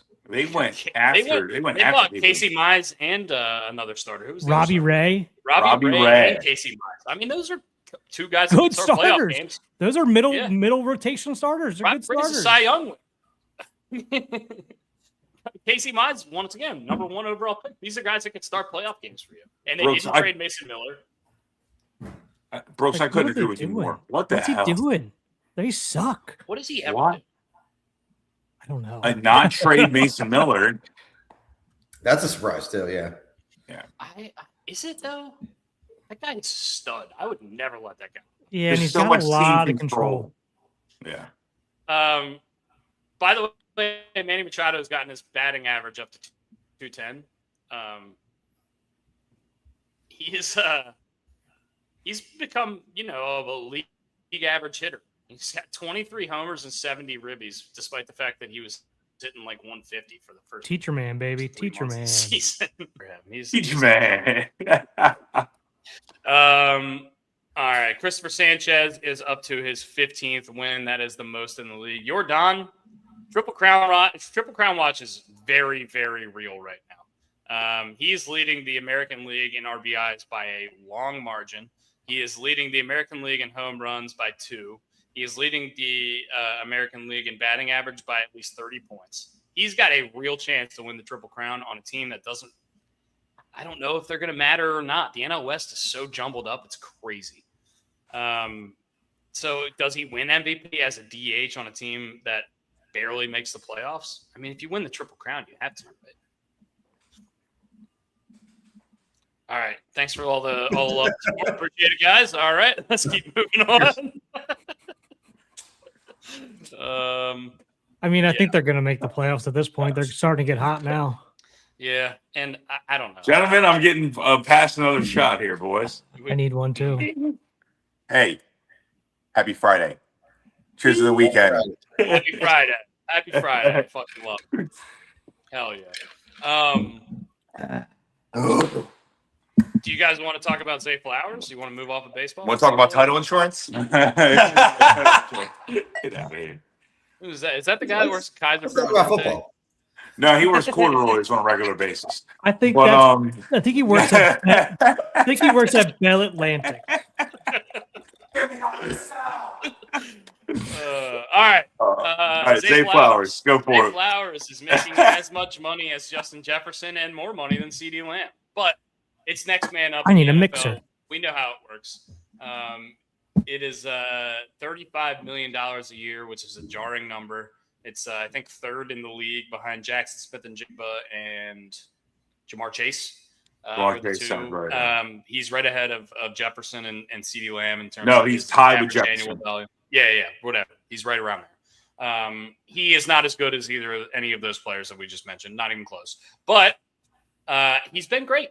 I mean, he's been a really good player. He fumbles too much in really big situations. But no, he's been really good. I think Lamar liked him. I think they definitely wanted to extend him. I think this is too much money personally, but also the cap goes up every year. So in a couple of years, this number is going to look a little bit diminished if it keeps this trend line. So I'm okay with it. Once again, I like Zay. I don't think he's a legit bona fide number one receiver because he's just too small. And if you're paying him like one, you have to change the offense so that he can, go like that. But there are small receivers that are that good. Like Amon-Ra St. Brown is a legit number one. He's that small, but he's way tougher and way better than Zay, in my opinion. I don't know. What do you guys think? My initial reaction was this is just too much money, but also, I like Zay as a player, so it's not. Drew, go ahead. So to take a shot at the Orioles, I'm never going to be against overpaying your guys. Yeah. So, I like it for the fact that we've had a lot of trouble getting wide receivers here. We have to overpay every time just because how our system works. So to your point, I think it's actually the opposite. I think there's an agreement like, hey, you're not going to put up these flashy numbers that everyone else is because of our offense, but we're going to compensate you for it because you're valuable to us. I think that's the trade-off I hope that's the trade-off, that they understand at least. Yeah. Brian, what do you think? I think this is a pay him now because the market is going to go higher. Yeah. And I think that's kind of like where a lot of teams are in general. But the problem is when you do that, you start paying guys that you probably shouldn't be paying all that money to. You know what I mean? So sorry. Back and forth. We always, and Dusty, this is not me pooping on you. What That's you okay. said. Go ahead. I'm really not pooping on you. All over. But I Like don't want to skew negative all the time. Eat your ass. So what is wrong with paying a guy who's actually been productive, had 1,200 yards, did his job, and has been nothing but an upstanding citizen? Nothing. Who? and Who? absolutely Zay Flowers. Who? There was some, And, Are you, I guess in the are you eyes of the forgetting law, about some stuff? there were some fun stories a couple off seasons ago. We don't have to talk about it. I wasn't going to bring Maybe- that maybe up. after- I'm not maybe aware after of the these. night of- I maybe am after not the aware of AFC these. He got arrested in my game. precinct. Okie dokie. So I didn't know this. Allegedly. Well, he didn't get arrested. The charges were pressed. I guess. I should Yes. So, okay, I'm just going to move past that. Keep But going I'd with the rather point, pay though. him now than pay him later when his number from 35 goes to 41. How about that? I agree. Look, once again, he got way less than Smith and Jigba, which was the highest contract ever given to a receiver, which one 100% deserved. That guy was unbelievable last year. Hey, we but all need it's to just- raise a glass real quick. I forgot about this at the beginning of the show. Oh yeah, I'm sorry, Joe. Arkansas Joe / Baltimore Joe Radke lost his puppy. We all know Hey. how much that sucks. So let's Joe. take a drink. Yeah. Take a drink to that. We love you, Joe. Sorry about Love that. you, Joe. Yeah, back to Zay though. It's just jarring to see the numbers so close to the likes of CeeDee Lamb and Jefferson, but I know they signed multiple off seasons ago. So once again, this is just kind of the numbers. And those are going to get And it's the reworked. same thing when Flacco signed after the Super Bowl. A lot of people are like, Flacco's not worth all this money, but it's just the next man up. That's the policy in the NFL. That's how it's been for at least the last 10, 15 years. And I don't know if it's going to keep that way or what. But I mean, look, as far as the Ravens go, the biggest problem with me for the Ravens is that if you look at Seattle last year, who won the Super Bowl. They won the Super Bowl with Sam Darnold, who I don't think is anywhere near as good as Lamar Jackson. I don't think anybody would. But they have a dominant offensive line and a dominant defensive line. The problem that I have with the Ravens is that we keep on investing ourselves in skill players, corners, safeties, when it seems like the best teams are investing themselves in the trenches, in the offensive line and the defensive line. We drafted a guard, though.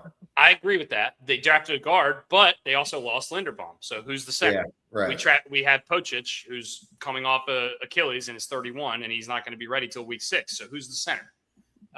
We have Rosengarten, who's been fine. We get John Simpson, who's been fine. We get Ronnie Stanley, who's hurt for 5 to 6 games a year. I don't know. As far as the starters are fine, but there's no depth on the offensive line. And I think that's really where we're lacking. And of course, I think we improved on our defensive line this year. We get Calais Campbell, we get Nnamdi Madubuike back. That's going to be very helpful. But also, very big deficiency at edge rusher. We haven't had a really great, elite, dominant, take over the game edge rusher since Terrell Suggs retired. Maybe Duberville, if you count him, for that last year. But Suggs was there with him. So I think, pressure Trey on Hendrickson. the quarterback. Trey Hendrickson, we got him. It's a little bit later in his career. Is he going to be the guy? Yeah. I think we improved the defensive line enough. I don't trust the O-line. And I think that's my biggest gripe with the team.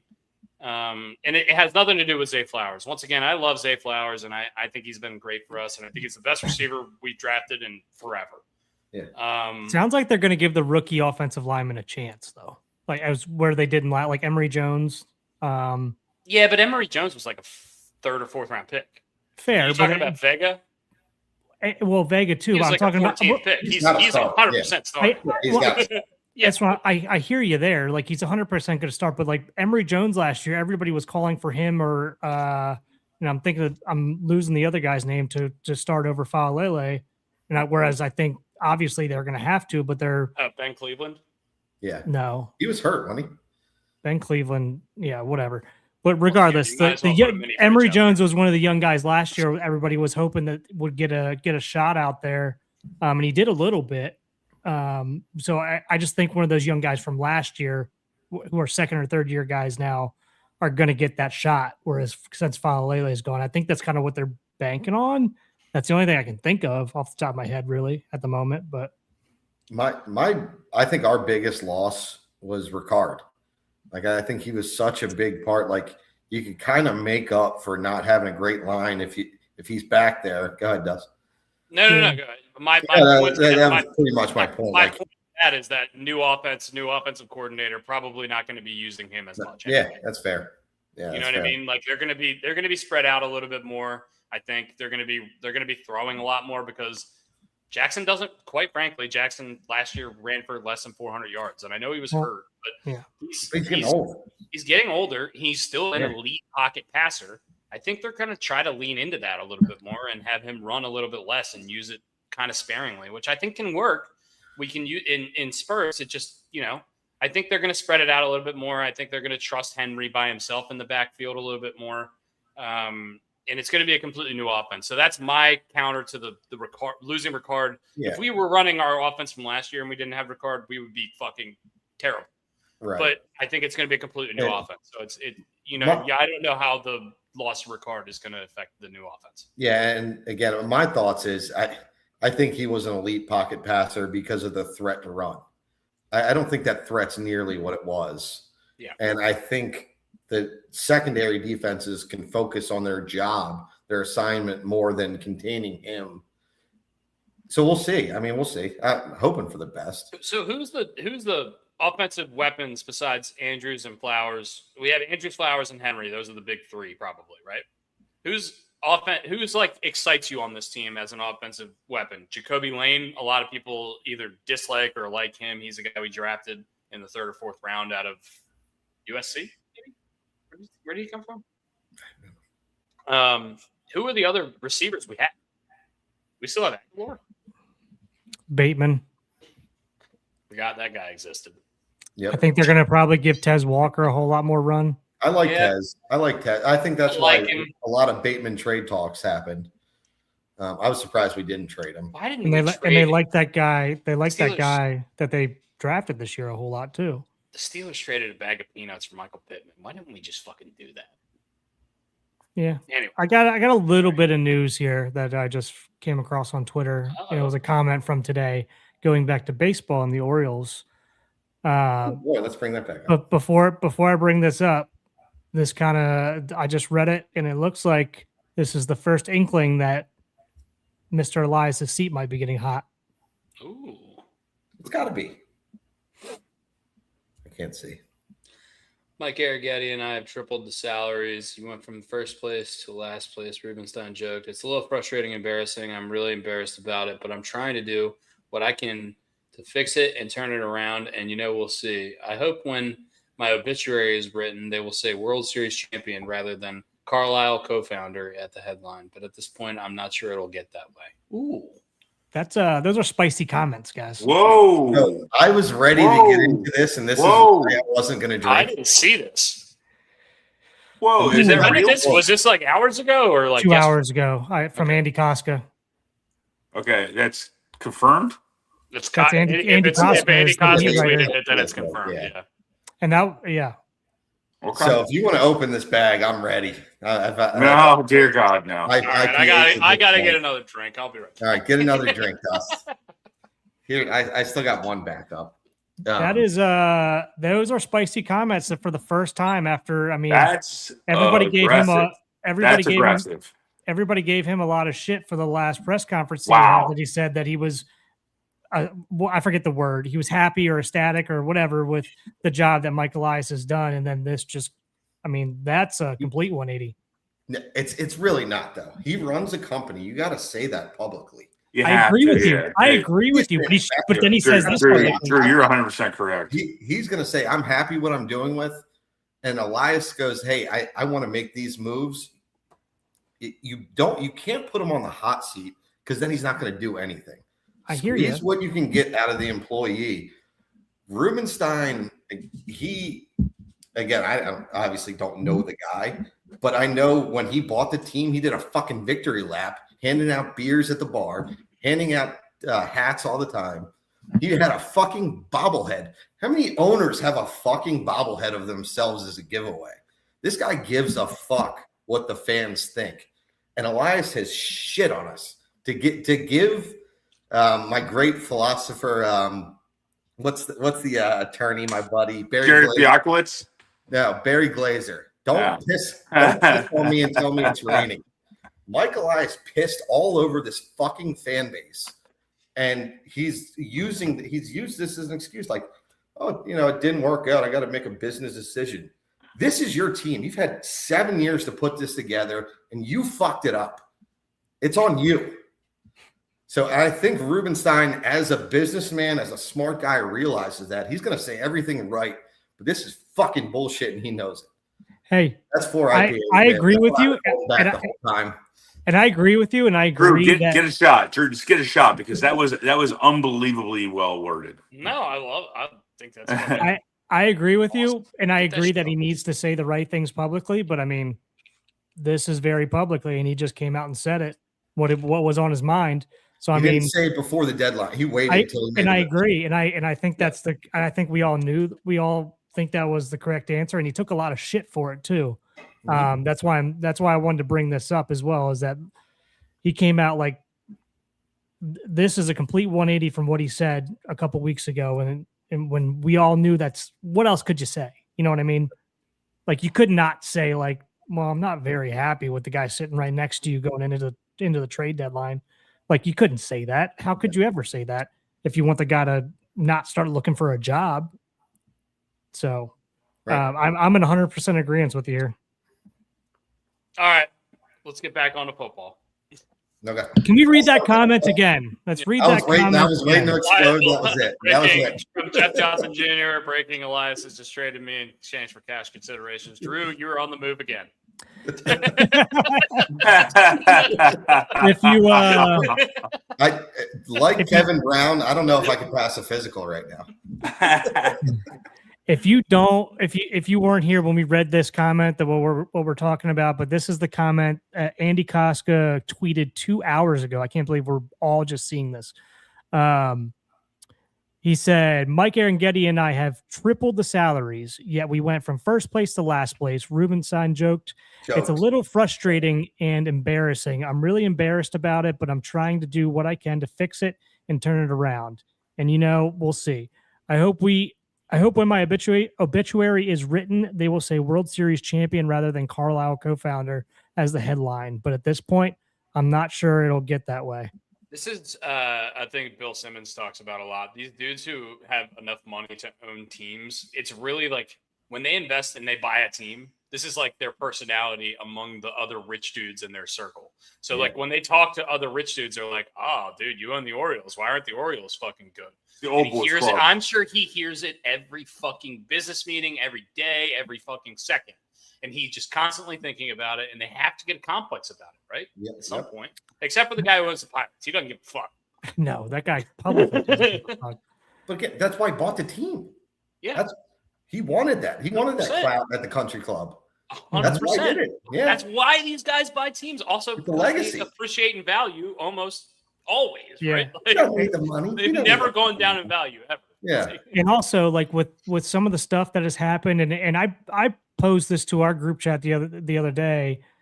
I said probably a couple weeks ago that no matter what happens at the trade deadline or the rest of the year, if we don't go and win a couple series in the playoffs or go to the pennant, I think Elias is dead in the water no matter what he does at this point. But I changed my mind when he started selling, and I sent out that text saying, like, did they just like tell him he had his job and now he feels confident to go do whatever he wants? Like, what is going on here? So back to my original point, but the reason why I think the writing on the wall kind of started with Cal taking over the player development and them getting rid of that guy, their player development guy, firing him and having Cal basically take it over and revamp it. Because we can all see the player development sucks. This Cal? That guy. Calvin? That Cal. But yeah, I mean, that's a little bit of the writing on the wall, as well as like a new GM has not been hired yet. On top of that, you have why am I blanking on it? You've already fired the coach last year. You thought that might be the problem. Bring in new hitting coaches. There's all kind of different stuff. Sorry, I don't want to fire. I know. I'm all in on that. Fire Sig too. I mean, fire both. All the analytics are coming from Sig, right? Let me end on a positive with this, and before I just thank God, fucking Jesus, because I've been boiling on this for a week. Like, but I will end up like it was the right hire at the time. Mike Elias was the right guy to sign for the rebuild. And he's done good things. We all agree. Yeah. He was the best assistant GM in the game. But there was a buffer that stopped him from making moves because the GM got to make the move. We don't have that with the Orioles. We didn't have an owner when Rubenstein took over. He's a rookie owner. He's not going to stop this GM this new GM who's a hot guy. Hot shot, yeah. Exactly. So he couldn't do it then. So no one's been there to stop Elias from, kind of doing what he's done. Again, every move probably makes it. We probably win every move, but it doesn't produce a winning because there needs to be that buffer who understands. But I'll disagree with you. Other than winning each individual transaction. I'll disagree with you. Think we're getting in our own ways. We're getting in our own way. I disagree with you a little bit because it's we had the winningest franchise for 3 years. Good for us. And now we don't. And we keep talking in the same circle. I know that. I'm just saying it's not. He's done a lot of good as well. Like that's what I said. Like he is the best, but in those years there needed to be a guy above him. And what he was doing was working. It's not working now. Right. It's the same problem. It was working, but that's when you go in. He was afraid to go in. And I agree 100%. He only knew one like aspect of his business. He's like the guy who's a really, really good defensive coordinator, but he's not good enough to be the head coach. Yes, but he's going to get hired as a head coach because he's so good at being a defensive coordinator that every team's going to be like, oh, I want that guy. Yes. And then he gets to the head coach and he's way above his fucking pay grade. It's the same problem, right? And I'll push back on him not going all in. That was it. I'll push back on him not going all in because it was during the time when they were selling the team it's still under Angelos at the time. Yeah. And they weren't going to go all in because they're trying to make the financials. I mean, they don't want a bunch of shit going on where it's going to mess up all the financials that are going back and forth during the negotiation, basically. So I feel for him there. He's probably a little bit hamstrung. He did go out and make the move to bring in Corbin Burns. We traded away some of our top prospects for that. For a rental, so long ago. Didn't work out, but I mean, I think we all agreed with it. Yeah. So, but I mean, DFL Hall and Joey Ortiz, they played for the Brewers. But it's been 2 years now. Yeah.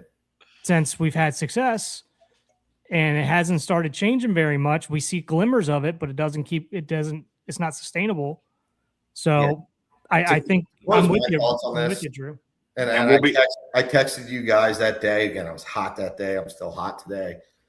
Like, as a fan, the four of us and a lot of our friends, there's a ton of Orioles fans who are really, really invested in this team. Like, watch every night your fucking personality, mood, how you treat your friends and family. I'm not even that far. The way I plan my night. Like, if I have today off. I have today off. Like, me and my friends are going to go watch the Orioles game tonight because that's what we do. Like, we go watch, we're going to go watch the game, and they're fucking putting out a product that's lesser than. Yes. It sucks. We're fully invested. We've been forced to financially, our time, everything. We are investing in, and it feels like they're just not willing to take that extra step. And I'll end on this. Today is the day for the auto renewal for next season, for your season ticket plans. How many people didn't renew because of what happened this week? And how many people considered it but are going to renew, like you? Me. Right? Yeah, I'm never going to not. But I wanted to. I wanted to do it and then say it next week just to prove a point. When they fired Davey Johnson, my dad was just like, I'm not paying these guys any more fucking money. I'm just not doing it. Yeah. Our parents had season tickets for what, 20-some years? And Dad, if you're watching. Oriole Stadium, through Camden Yards, through my... when I was until 10, like 2000, until like 2000, early 2000s. Yeah. And there was a point there where like they fired Davey Johnson, and my dad was like, "I'll never forgive them for firing Davey Johnson." Kept him, I think, a couple years after that, and then he was like, "I'm done with this. Fuck this." Yeah. It's the same when Maryland fired the Fridge after he won ACC Coach of the Year. My dad was just like, "I'm not going to Maryland games anymore. Like, we're not doing it. Like, it's ridiculous." Anyway. So, you guys know there's more than just Oriole baseball going on around the world? Yeah. No. Yeah, there is. But we're a Baltimore sports show. All right, let's go back to football for a little bit.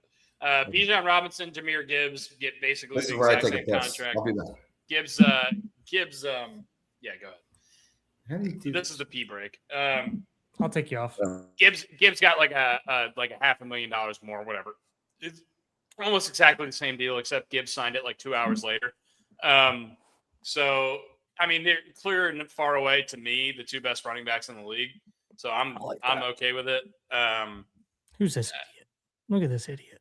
What, the Stupid Frozen ass smile on his face. one? Just keep him there. He's funny. I think to me those are two of far in the way. If you don't, I guess Christian McCaffrey, you can put him in there. Saquon Barkley, it seems like was a little past it last year, although he could come back. But as far as the young guys in the league that are controllable, not controllable anymore. The young guys in the league that are really doing it, I think Gibbs and Bijan are the two guys that excite me the most. They both get the same contract, basically. It's $25 million a year for 3 years.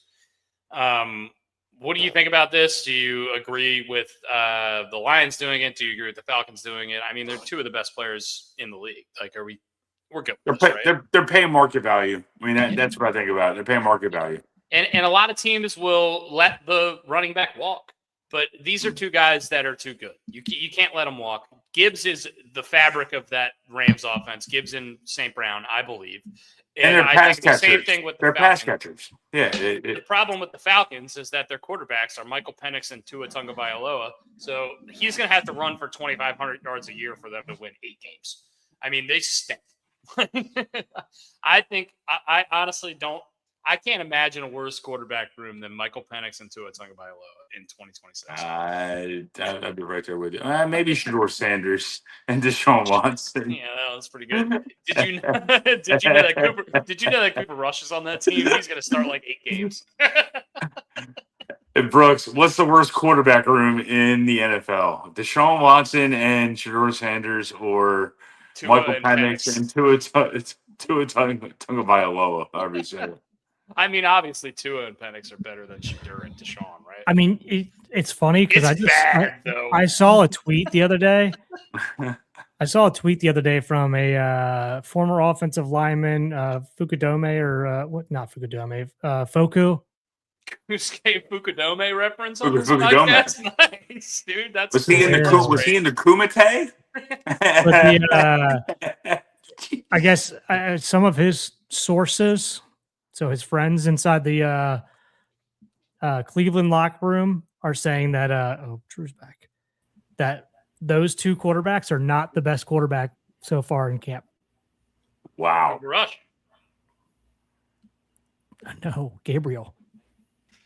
Dylan Gabriel? Yeah, that's what he's saying. Strong left arm sleeve. Strong left arm sleeve. Yes. Yeah, my son Gabriel. I think the history of 5'10 lefties succeeding in this league is just astronomically good. So let's just go for it. I'm just saying that's what his buddies are telling him inside the locker room so far in camp. So it's gonna be a rough year in Cleveland. When is it? That caught me off guard. That caught me off guard. Yeah, Tua and Michael Penix is so bad. It's the worst.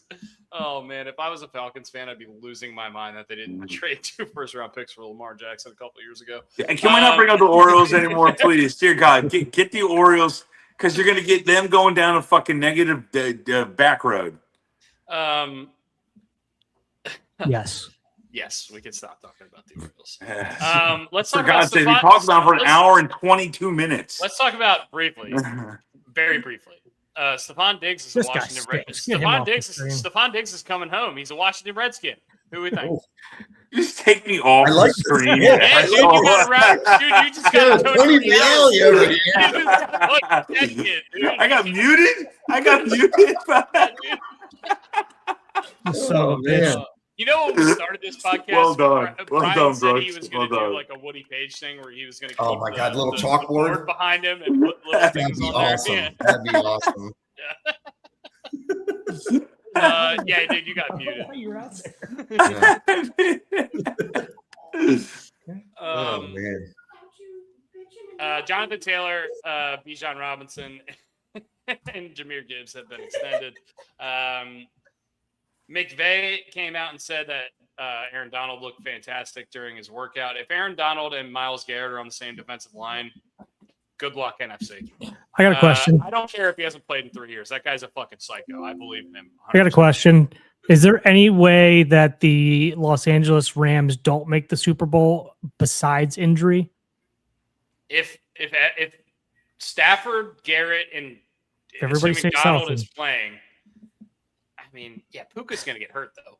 Puka gets hurt. I Yeah, said- I'll take the 5 on the field. Well, no, that's what I'm saying. Like, is there any way that they don't make the Super Bowl if they besides injury? I'll tell Any you given the way. Sunday. Any given The Sunday. way that they don't make the Super Bowl is that the Seahawks are just a better team than them. Do you think they are? I think the 49ers might be the worst team in the league this year. I think that the Seahawks. Where did that come could from? be the- Whoa, I think the whoa, Seahawks whoa, whoa, whoa. could be the best team. Whoa, in the whoa, league. whoa, whoa, whoa, whoa, I think whoa. there's a lot of variance in the NFC West. I think the Seahawks are the best team in the league. 100%. They won the No, Super come Bowl. back to They the brought, Niners. they won the Super Bowl. They brought everyone What? back. Their offensive and defensive Niners line just are catching better a than everybody stray. else. Rams, I think, have higher ceiling than the Seahawks, but also, if they get hurt, like you said, Stafford's 100 years old. Myles Garrett and Aaron Donald, we don't know. You know what I mean? Did you answer my question? Yeah, we're waiting. He's pausing here. He is taking the long road. Deduct 2 points. Deduct 2 points. All right. Bloop, bloop. I've got to have some I kind think of George left me a little bit. George is checking in. George. George! Sorry. I used to crowd play. Bitches hate me. It's the summer of George. Oh, no way. There's a boo. There's a boo sound effect. Yeah, that's getting used more.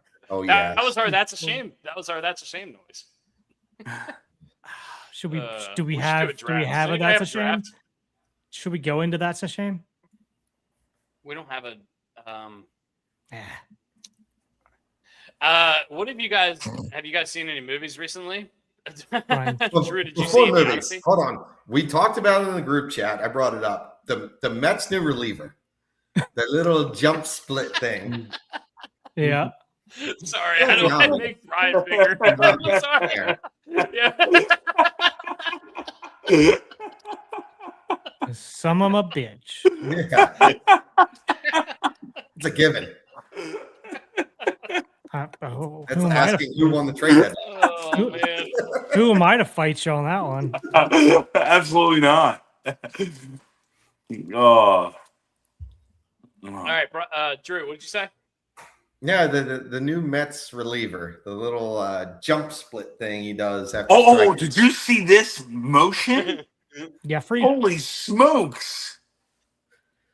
His name's Jeffrey? Jeffrey? I think. Some it's Yan. I can't remember, but this Yan. it's like, and I get it. Some like you're bringing this guy in the 6th inning and he gets a fucking strikeout and does this. And he like You saw the- jumps off a trampoline. Yeah, the Guardians guys are making fun of him in the dugout when they got a hit. They're doing like little jump things. Like the Mets are enough of a joke as it is, and you bring this. Why are you letting him do this? Speaking of owners Did you who see- want something to talk about in their country club, this guy has stupid money and has been throwing money everywhere and can't win. He's the richest owner, right? Well, Outside of yes, Steve yes. Ballmer. No, I think he is. I think Cohen's I number think- one. Probably the Walton family, right? That's the NFL. Yeah, no, I'm talking. I'm talking about sports. No, I'm talking about just. I think he's like one of the top owners in sports. Cohen's the richest in MLB. Cohen's baseball. definitely, yeah. Cohen's Yeah. and then the Dodgers. What a technically- joke that team Rubenstein's is. right behind him. Yeah, Ruby's like number 5, I think. Well, Ruby's group. Yeah, Yeah, Carlisle Group. No. Well, everybody involved in the ownership, I should say. yeah. Because that includes the Carlisle Ruby, group, Eric but there's Eddy, more. Carlisle Group. Yeah. Everything. There's more investors outside of that, obviously. So Yeah. I think their group as an ownership is one of the top 5. Yeah. But Dustin, But- what were you saying about? We're talking about the Mets reliever. Oh yeah, Mets Send you really. guys the video. Yeah. Your Does he thoughts? come out- does he should start coming out. Here's to the the- And now I digress. Yeah. Can I make a recommendation for the Mets? See, And people are probably going to hate this. The trumpet thing that Edwin Diaz came out to, they should just make that the Mets. Any Mets closer should just get that entrance. They should just make it the Mets closer entrance. Edwin Diaz gets traded or he just goes to the Dodgers. Hey, next Where's Mets he at? closer, he's getting the trumpets, dude. Is he Just still do a playing? whole trumpet show the whole fucking game. That's a better entertainment.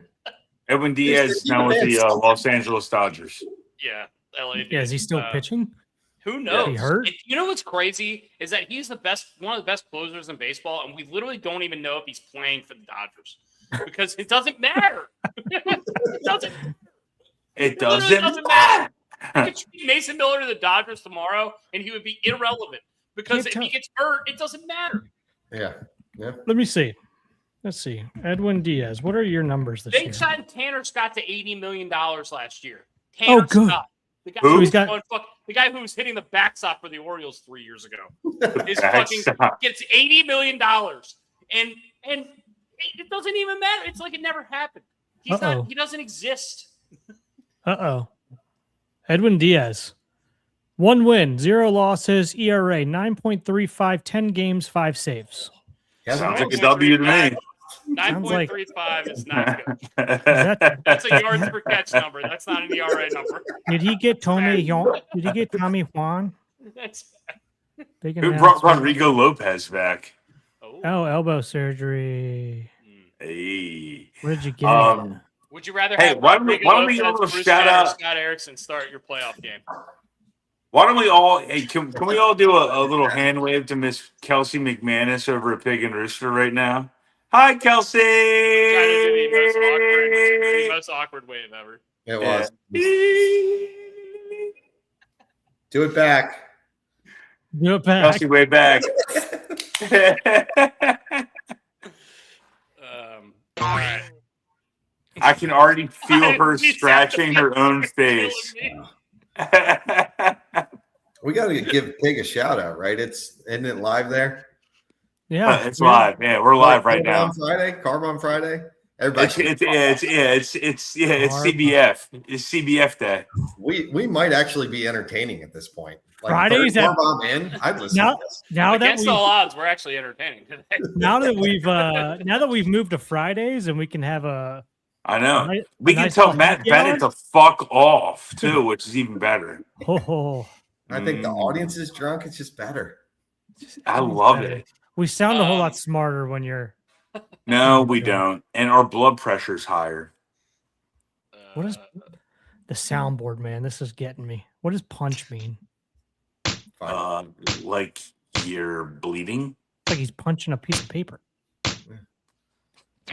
That sucks. Gunshot. What's wrong with you? I just found the soundboard. This is cool. All I probably shouldn't do the soundboard gunshot at Please Pig and Rooster in Baltimore. Please don't. No, not in Maryland. all of a sudden, Foxtrot's above us. Somebody call 911. Shawty's fire burning on the dance floor. Whoa. Whoa. In, All right, we in need to stop bigger, this. in We need to stop bigger doing news, the White Kelsey, Wild your Open job going is to on. keep us on the rails, buddy. I'm off the rails, dude. You I'm lost. 4 vodka lemonades in. I'm 4 You vodka wanna- lemonades in, and I don't pour them. I don't pour them small. They're called Vals, buddy. Vals. Yeah, it's better than the Vicky Valancourt. Oh, she showed me her boobies, and I like them too.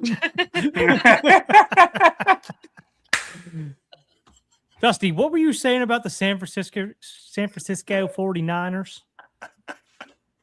I don't know. I think the electronic substation is killing all their fucking players. Mike Evans is hurt. Ricky Pearsall's out for the year. Debo Samuel just re-signed, and Brandon Ayuk is in fucking Narnia. I have no idea where that It's in Narnia. You might as well be in fucking Uzbekistan. That guy is a That's where the fucking players loser. to be named later are. He's hanging out with those guys. Brandon With the Ayuk is- cash consideration, Cash man. consideration. Brandon Ayuk is going to be signing a deal with Eastern Motors by the end of the month. Your job, so credit. Best commercials. Eastern Motors. I Holy think Clinton shit. Ford is still scamming like medical insurance companies or something like I that. love Clinton Portis. Clinton Portis, Champ Bailey, best 1-for-1 ever. Mm. Love that trade. Yeah, well, I think it worked out. All right, all right. So, just kind of going back to sports a little bit here. Did you guys read what the Purdue head football coach said What a about moron. Indiana? Holy What a smokerinis. I didn't read This that. dude has some stones. So And his Brooks, introduction- please take it away because you live in Indiana. His introductory press conference was yesterday or 2 days ago. And it's during the Big Ten meetings or whatever, or Big Ten Media Day or whatever's going on right now. And who is it? It's the AD. Is that who it was? He's new the AD. Yeah, it's the AD. And he's given his introductory press conference, and he basically says, we're here to win championships, and we plan on doing all that. If you don't want to win championships, go to Indiana. What? What? What? They just won the championship. One of the most historic teams of all time at this point. I mean, wild to me that you made I that cannot statement. wait for Signetti And also, to just come out of the I've been fucking seeing from under a rock and just drop this guy on his head. he doesn't hold back in those press conferences either. He drops his dick on the mic every time he comes out. This dude's gonna come out swinging a Leverage, softball what you bat got? You with got minus chicken. You want 3. championships. No, the last time then somebody I was looking at Instagram this morning. Somebody put like the two pictures up of the last 2 years as what's it, the Oak and Barrel game in Indiana between Purdue and It's called Indiana. They put that up. The last two have been like 56-3 and 66-0 or something like that. Indiana, and they're like, "What are we talking about here?" So it's a interesting tone deaf thing to say. I don't know if he's trying to piggyback on like basically what Signetti said when he got to Indiana, and the hell. Black screen. I think I feel like he's trying to skip both of them.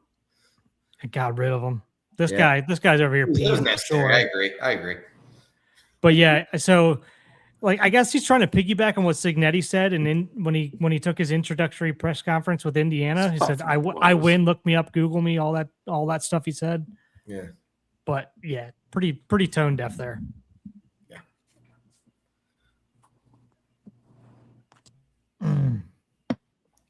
Anywho, are we gonna do? Brian froze again. Oh. I don't know what else he wanted to get into football wise, but I think we're gonna get into building a team here soon. Do we have anything else, Dusty? Oh, Dusty doesn't have his. Do we have anything else to talk about besides we went over the Purdue AD's comments that just happened yesterday or the day before? Did you see those? No, I mean I was here for a little bit of it. He said if you want to win championships, if you don't want to win championships, go to Indiana. What the fuck are you talking about? Yeah, I mean I think that's pretty good. That's pretty smart stuff from him. Yeah. But did you have any other football stuff that we want to cover, or do we want to do some grids and some I think let's start getting a pretty immaculate. Well, let's say hi to everyone at Pig and Rooster. Pig and Rooster, hello. I've gone to the movies. I've gone to the movies twice in the last 2 weeks, and I went to see the Odyssey and the new Spider-Man movie. Both were fantastic. I'll tell you this. I went to see the Spider-Man movie by myself yesterday. It's probably my favorite Spider-Man movie I've ever watched. So if you like Spider-Man, which I think if you're an American, you should like Spider-Man. The Upside Down Kiss. It's so good. It's so good. The Odyssey was amazing. Obviously, totally different kind of movie. Right. It's more of an experience than it is a movie. It's Dusty's favorite kiss, the Upside Down Kiss. And I was going to say, ladies, if you like what you're seeing here, you just heard a man was singing about a movie. So please reach out to Doug here. Nice. to Doug, owner of the Dimmsdale Dimmadome.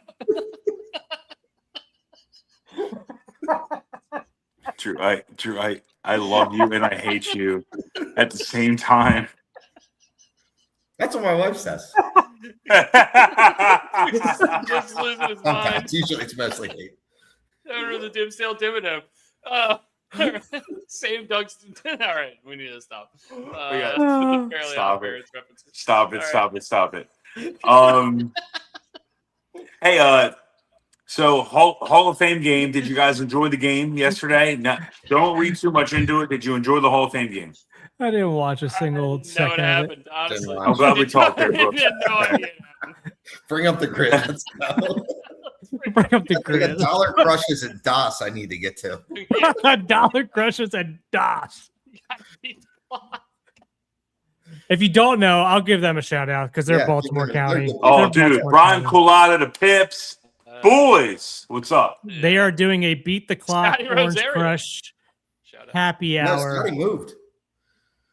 Oh yeah, he Well. went back to fucking Myrtle Beach. Sorry. Yeah. Sorry. Go ahead. They're doing a beat the clock starting at 1:00. Orange Crushes are $1 and subsequently on. So 2:00, $2 all the way until whatever the regular price is there. So get on over there. It's 1:00 right now, and you can get yourself a $1 crush, $2 crushes if you get there by 2, $3 by 3, and so on. So I'll give them a Absolutely. shout out all day of the week. That is awesome. Haven't seen that in Dude. a while. I plan on spending Dallas like Beer Hall so $50. kick ass. These guys just got to get me out of here quick. Uh-oh.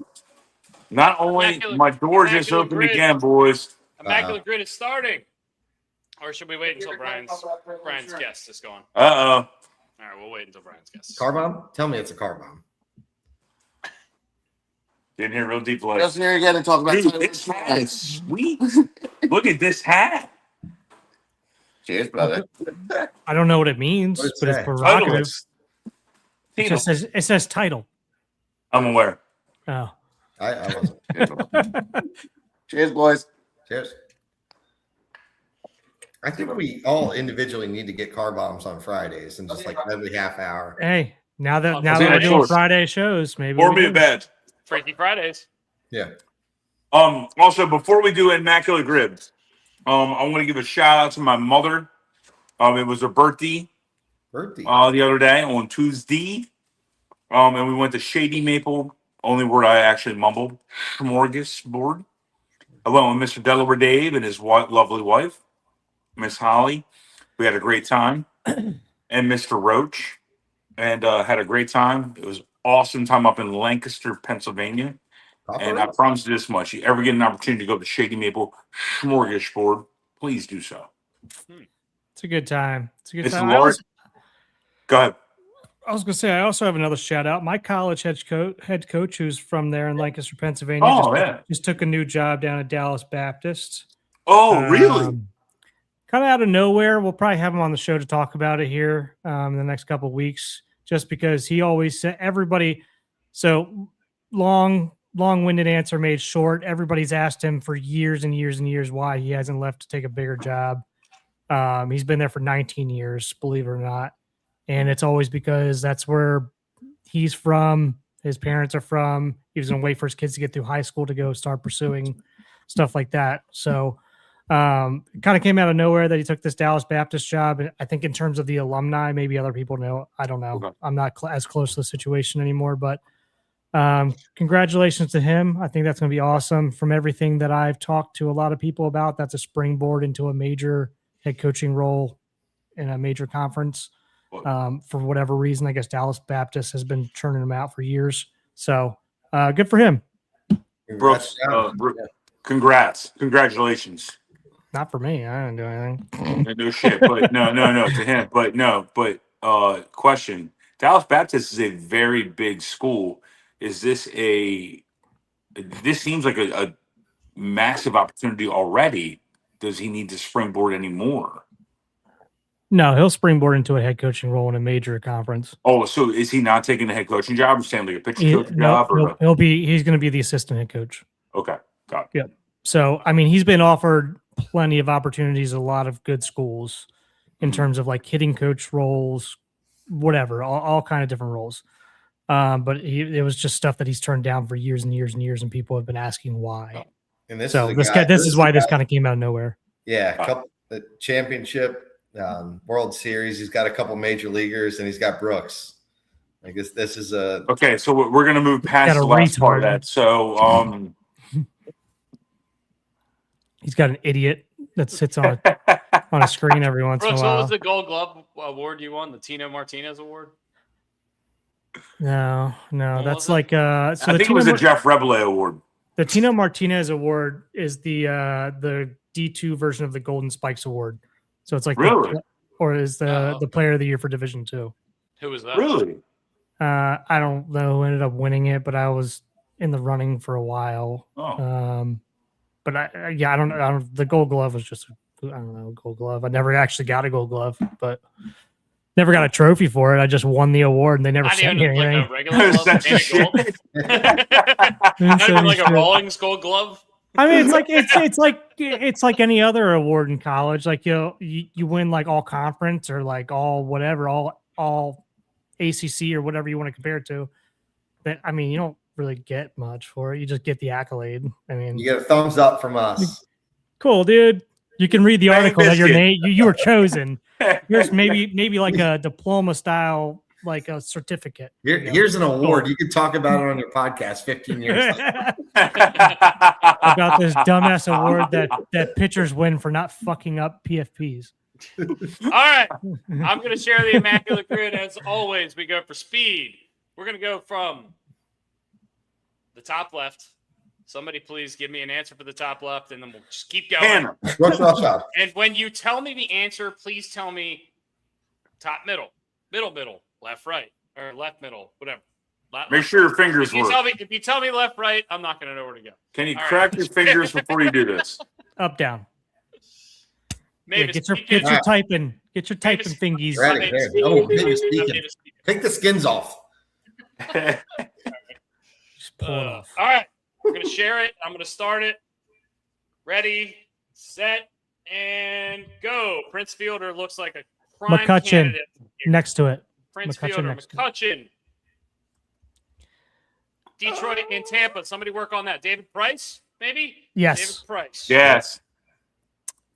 ERA Why is it not? minus Damn, 300. David Price. Minus 3. Somebody pick something. CC. New York, Tampa. Steve Pierce. Yep. CC top right. Yep.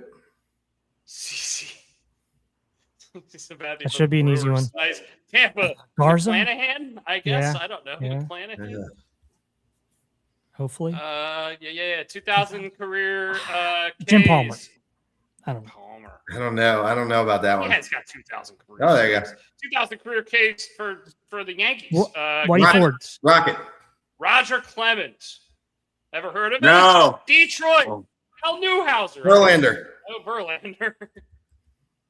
No. Stop. Ah! 58 Did we get it? seconds. I fucked David Price. The I didn't No. take. The typing, the Mavis Beacon messed up again. I'm sorry. I think we were kind of all over that one, by the way. Yeah. Steve Pierce, Tampa, New York is kind of an obscure one, but he played for the whole AL. Every Yeah, that's people forget it. People don't forget. Not bad. Our best, if you're following along, or if you have not followed along, our best is 52 seconds. 56 to like 100 a minute 2 is Anything kind of under like where a minute we- 5 is pretty good. It's pretty good. what, yeah. what was that? That was 58. 58. seconds. Our record Okay. is 52. So, all right, we're going to go to yesterday's. We're going to try one more time, and then we're going to build a Okay. 117 team. All right. Are we doing the one that KZR does, or are we doing our? I think We're just KZR gonna because do that yesterday- one was Did you do yesterday's? no. I'm talking about building a team. Oh, well, I don't care. Whatever. one you Okay. want. Whatever. Good. All right. As soon as I hit this, and start. Liriano for Blue Jays and Twins. Liriano. Good call. 200 hits in a season for the Twins. Killebrew. Rocket. Killebrew. No, more no. Killebrew. We gotta be quicker than that. You're fucked. All right, we've already bungled this. Let's go to the next one. Sorry. All right. Did Killebrew have 2,000? He was a more homer guy. Kirby Puckett definitely did, right? Probably. Yeah. I don't really know. That's Yeah, kind of a hard for sure. That would be an interesting one to like debate. All right, 12:21. Sorry. Start. Go. Hmm. All right. Houston Angels. Nolan Ryan. Give me that. Born outside of the Born U.S. for the Angels, Jose Soriano. Yeah. Silver Slugger for the Angels, Trout. Bryce Harper. Washington, Houston, didn't play for them. Harper Silver Slugger as here. well. Born outside 50 states. Chad Orlando Cordero. Cordero. Alfonso Soriano. Fucking who So knows? so Chad many Cordero. people. Chad Cordero's an American? No, he No probably didn't play way. for them. It was Will Cordero. No, Chad Cordero led the league in saves. Fucking national. His name is Chad. Fucked up. It was fucking Yeah. boring. All right, we might have to give up on the grid. Should we try one more grid or no? One more grid. They go fast. We can do one more. 12:20. And go. That is fucking Matt Wieters. Mm-hmm. Yep, sure is. Okay. Baltimore, San Francisco. Will fucking. Clark. Who's the Will guy Clark. who punched the Will guy? Oh, Clark. no. Fucking Jets? Yastrzemski. Will Clark. Will Clark. Will Clark. 200 career Will wins. Clark. Messina. Will Clark. Will Clark was good. CC, Cleveland, San CC. Francisco. 200 CC. wins. CC. CC Sabathia. Cleveland, San Francisco is so hard. Oh. St. Louis All-Star. Brad Hand. Hand. Ooh, I like that. Oh, type Dusty. Barry Bonds. Will Anybody. Clark. Pick anybody. 200 wins. Yeah, that could be anyone. All-Star. Anybody. Clemens. Randy fucking Johnson. RFJ. St. Louis and Cleveland. Cleveland is so hard. Why is Cleveland so hard? Hand. Brad Hand. No, that's San Francisco, right? Brad Hand. Or Nishek. Cleveland is hard. Honestly, I'd be pretty impressed if we even just finished this one. Cleveland is such a hard one to me Why? because I don't know the Central teams at all. Did Lance Lynn play for Cleveland? He definitely played for St. Louis. Did Matt Adams play for Cleveland? Ooh, now we're talking. We're already out of it time wise, by the way. Let's just try. yeah, to we finish just it. gotta finish. I think this is our last immaculate grid. Let's just try to finish We it. just got to finish it. San Yeah. Francisco and Cleveland. Is that all? Scott Schoenfeld. Willie Kelsey McCovey? McManus. Aaron Rowand.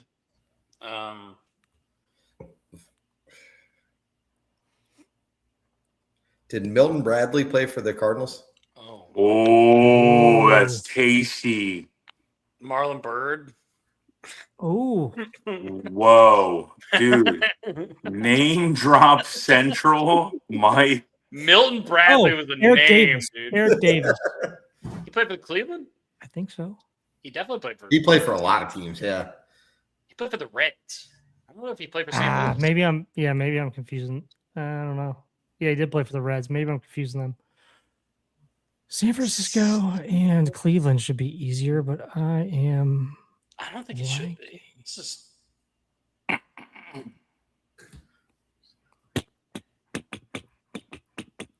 Melky played for the White Sox. He played for Okay. San Francisco. that sucks ass. Why? Because he had steroids in his system one time. Yeah, and he sat out the last 2 games of the year to win the batting title. Yeah. that is bullshit. It's no big deal. That's something that makes him angry 20 years later. It drives me insane to this day. It's funny that you just brought that up. Honestly, dude, I have no. That thing's been stuck down deep in Brian for a Cleveland while. is such a hole. Cleveland and the It's Twins in my heart. Yeah. memory. Did Kenny Lofton played a lot of places? Yeah, you Ooh. could probably San Francisco. I mean, That's what I was thinking for San Francisco, yeah. All right, we're gonna try it, and if it doesn't work, then we're I like Kenny and Milton. Kenny Lofton, Bang. 18%er. Seattle and biscuit. Cleveland. Oh, I know. Andrew Miller. Yeah. Andrew Miller played for those two teams. Boom. Bang! Andrew Miller. There we go. what do you All right, think? we get it. 18%er. Let's build a team. Drew's trying to get to Dak or to. He's not trying Dak, to- Did we beat the 52 seconds there? No. Yeah, we beat it. We beat it into the fucking ground. I am Like a picturing Deadpool. Hannah in the other room trying to burn holes for Drew's head. Brooks, Oh, what yeah, is it called? she's- Diamond Draft app? She's Is that what we're downstairs. doing? Yeah. She's working from home today, as am I. That is very. I can tell.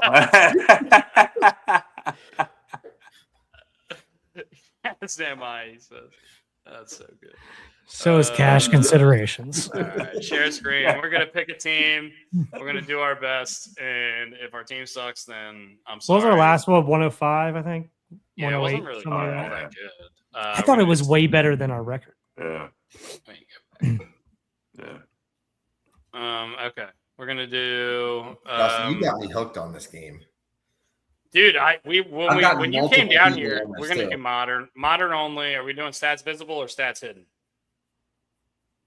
I feel like it's Visible. Visible, yeah. Visible's easy. Or 2000s Astros. So Craig Biggio comes to mind immediately. Rocket. I mean, look at Lance Berkman, almost 1,000 OPS with 300 dingers, by the way, and he can play all over the place. Carlos Beltran, also Bagwell. all the bags there. Yeah, but Biggio at second Caballo, base. Lee.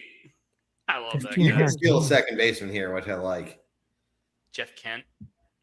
I didn't know Miguel Tejada went to the Astros. He played for the Astros right Yeah, after Aubrey for Huff. like a half a Look at season. this team. I did not know. This is the 2000s. This is the whole 2000s. Yeah. Randy Wolf. Morgan Ensberg. Oh man, that's a name. How many Luke Biggio? Scott. Luke Scott. Wow. The caveman? Ty Ty Wigginton. Wigginton, former Oriole great. Julio All-star. Lugo. Did we get this whole roster? I honestly, I think Berkman's probably the answer. Berkman or Wagner are the two that I like the best. But it's up Berkman, to you. Wagner, I think or Wagner. You El could also take the Caballo. Rocket, but it's a 3.3. Let me see the El Caballo. He was like Caballo, 1500. 291 with 291 Yeah, not quite. home runs. 111 stolen bases from El Caballo? Really? What? When he was a skinny left fielder for the White Sox, that's what he was doing, and then he went to the Astros and started getting fat and hitting Bulked homers. up. Yeah. Bulking, baby. Yeah, She's any of stroking. those three. Any of those three.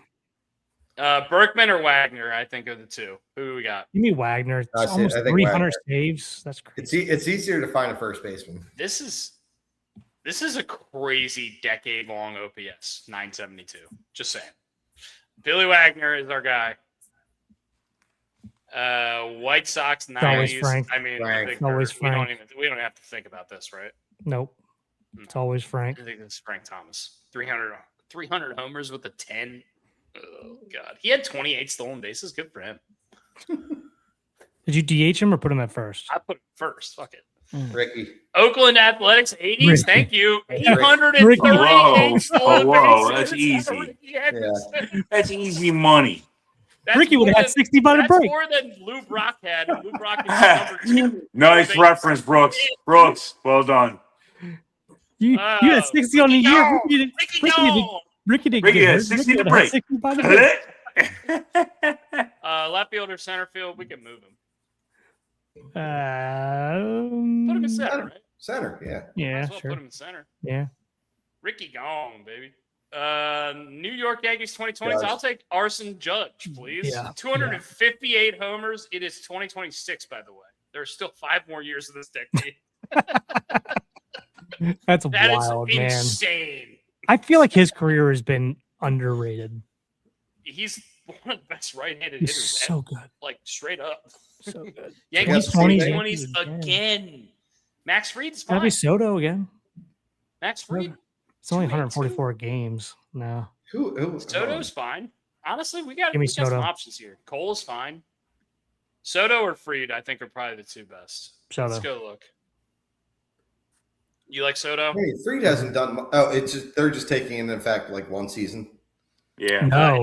it's This the is whole the Oh, no, decade. it's the whole It's all decade? teams.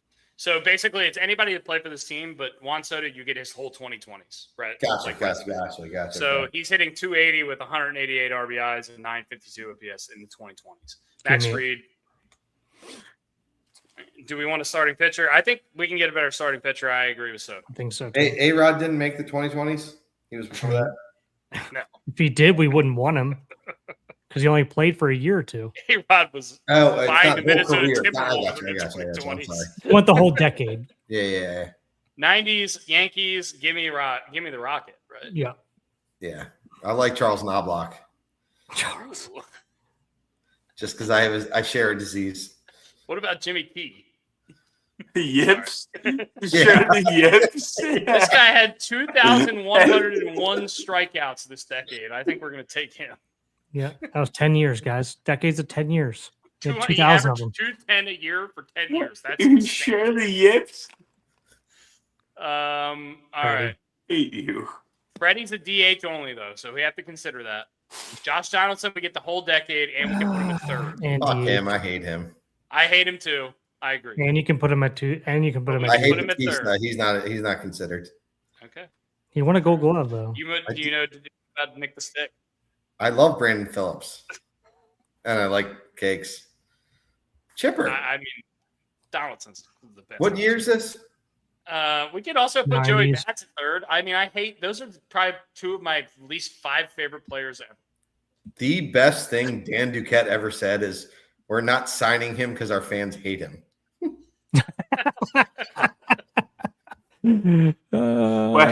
What? That's awesome. I think That's I think amazing. Donaldson's probably the clear and obvious answer. Same OPS, Yeah. but Donaldson is a way better third baseman, like a Gold Glove third Gold- baseman. I think he won a platinum one time, maybe. Could be I wrong. think we have to take him. I'm sorry, Drew. We have to take him. I don't like him. I don't like him either. I hate him. So what are we gonna do? We need catcher, second base, shortstop, DH, and we don't need a pitcher. So catcher, shortstop, second base, DH. All right. Who do we get? What I'm year? going to the top. San Francisco, 90s 1990s. Bonds. You know Fuck Barrel yeah. Bonds? Let me guess. We're That's taking gonna that be our one. designated hitter, Barry fucking Bonds. Yes. How you like had them apples? Strong pull. 361 and 343 just in the 90s. That's wild. That's insane. That's the best pull you could have ever gotten. That's 36 homers and 33 This bags is too. What about Oh. 10 Trout? straight years. No, this Trout. is 2000s. 2000s Angels, Sean We need Pickens. 2010s Angels Sean for Pickens Trout. is up there. Mike Napoli. I like- Garrett Anderson, Tim Salmon. Mike Napoli's a catcher. I'm just saying. Tim Salmon. Howie Kendrick's on this list. David Eckstein's on this list. Next time. Garrett Anderson has to be on this list, right? You know, we don't have outfielders. Who's the still. pitcher? We Uh, only Who's need that we pitcher? need catcher, second base, Lackey. shortstop. That's it. Lackey. That's what I'm thinking of. John Yeah, second Lackey. base Yeah, shortstop. John Lackey. Orlando Cabrera would get us Have to. defense. Sean Figgins would get us just fucking bags. Mike Napoli I like was just- just Figgins, I think. Yeah, I like Figgins. Leadoff hitter, get some speed. Shown. You know, it's shown Figgins. I don't hate Sean Figgins either. Catcher, shortstop. Who we got? What year? Brewers 2000s. 2000s. Mark Loretta's number one answer. That's Jason Kendall, baby. Yes, you want Jason Kendall? I do. I'm cool with it, honestly. Real bad. JJ Hardy? Jay Hardy. He only got 571 games compared Bring to Sammy up. Tony Kendall. Fernandez is available here. What year are we in? 76 games. All right. Give me Jason Kendall at 1,400 games. I'm cool with that, honestly. He was a really 283 over All 1,466. right, we need a shortstop with our last pick. Give me 90s Mariners, please. Yeah. Anything Oh! 90s. Twins Oh. 2010s. I thought it was Mariners, dude. I thought it landed on Mariners. You get a skip? Give me Hardy. Give me Hardy. We Red get the whole Blockers decade. way better. It's Red More- Blockers. No, 400 games to compare to 990. Yeah, but look at the OPSs. I It's don't not even care. close.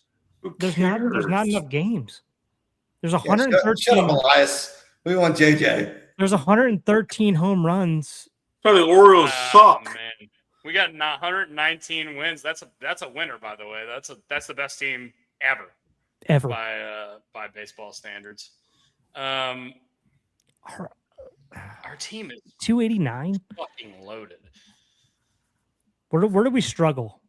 I mean, we have Ricky Henderson, Barry Bonds, and Aaron Judge and Juan Soto starting our lineup, and Frank Thomas is hitting fifth. The MVP. Frank is Thomas hitting fifth. one of the best power hitters of all time hitting. And the women will like it Quadra too. Clemens starting games, and Billy Wagner's closing them out. I mean, nobody's beating this fucking team. Yeah. There's no shot. There's literally no chance anybody's going to beat this. I think Millersville's got a chance. Sean Figgins is hitting last. Sean Figgins is going to be like our flip the lineup guy. Yeah, he's going to be the leadoff, the last leadoff, the second leadoff. Yeah, you got Ricky at the lead. Yeah, Ricky going back. Ricky gonna be Ricky. We can bat Ricky second if you want to. If Ricky won back second, we can bat Ricky second if you want. Click. Dude, there are some Ricky seasons that are crazy. If you play that Jason 117 game enough, or any of these games enough, you start seeing these Ricky Henderson seasons. That he had like 28 homers and 95 stolen bases one year. It was like, can you batted like imagine? 320. 28 home runs and 95 stolen bases. That time, every time he doesn't hit a home run, he's along second base. That's also, more than every other game. And also, you have to have a good average and walking a lot as well to get on to be able to steal the bases. I mean, the best leadoff hitter you could possibly ever imagine, right? Yeah, for sure. Other than maybe Tony Gwynn or Ichiro. Not Tony, because he's not going to steal. Ricky every day. Tony was stealing. I'm going to take Ichiro. Tony was stealing early in his career. Early. Before you got fat. First, like, I might take Ichiro on that one. That's a good. That'd be good. Give me Ricky. That's a debate right there on that one. And I'm not saying I'm right or wrong. That'd be a good debate. That's a 1-2. Ricky, because he could hit leadoff homers, and also if he just hit a single or if he walked, he's on second base, maybe even third base. Like no matter what. Ichiro is the ultimate two hitter because he could put the ball where he wanted. Ichiro is, for me, that was like the Tony Gwynn of my generation, just because he was the guy that you could watch him at the plate and just be like, this guy literally. Yes, we were the same generation, bud. Yeah. No, we're not, because you guys are Tony Gwynn guys. Yeah. No, because we saw. Don't Tony Gwynn me. Do not Tony Gwynn me. I made Rogers a little bit older. You guys are 5 years older than me, Drew. Drew, what are you talking about? Yes. Yeah. We had Tony Gwynn for 11, 12 years. Dusty had him for like what, 6? I'm turning 32 in 2 weeks. Yeah, while his brain still morphs, I know Tony Gwynn was better than what Dusty thinks. I don't think Tony Gwynn was bad. I'm just saying. Right. I don't know. In my lifetime, I saw more Ichiro. I remember in my lifetime, Ichiro was better. Yeah. But before in my lifetime, Tony Gwynn was much better player. I'm a whole year older than you. I gotta say, guys, I'm pretty drunk. I think we had a good time. I think we had a great time. I think we've had a good time today. Larry Fitzgerald had more tackles than drop passes in his career. How many tackles did he have? 9. My guess was 9. Yeah, give me 8. Right off I looked this up yesterday. 17. 9. He had Price is Right rules? He had 29 drop passes in his career. He had 41 tackles. That's a lot. He had a year where he had 11 tackles. So either a lot of special teams or a lot of tackles after interceptions. Or a lot of quarterbacks. Kyler Murray doing stupid shit. Yeah. What's stat of the day? Yeah, stat of the day. Stat of the day. Hey, guys, I love the shit out of you. I'm glad we're doing this on Fridays, and also we can't get through a show without not playing this.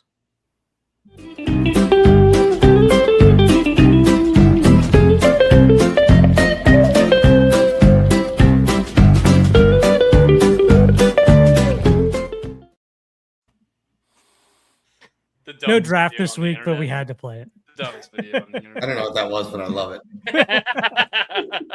I'm off at a Sharpie. My pants just got tighter. And I love you guys. Y'all have. I love you guys too. Have a great weekend. Have a good time.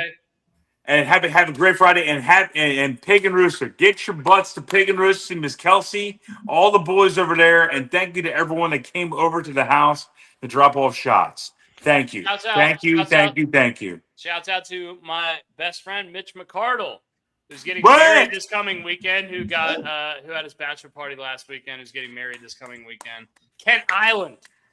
Nice. The Jetty hates to see us coming.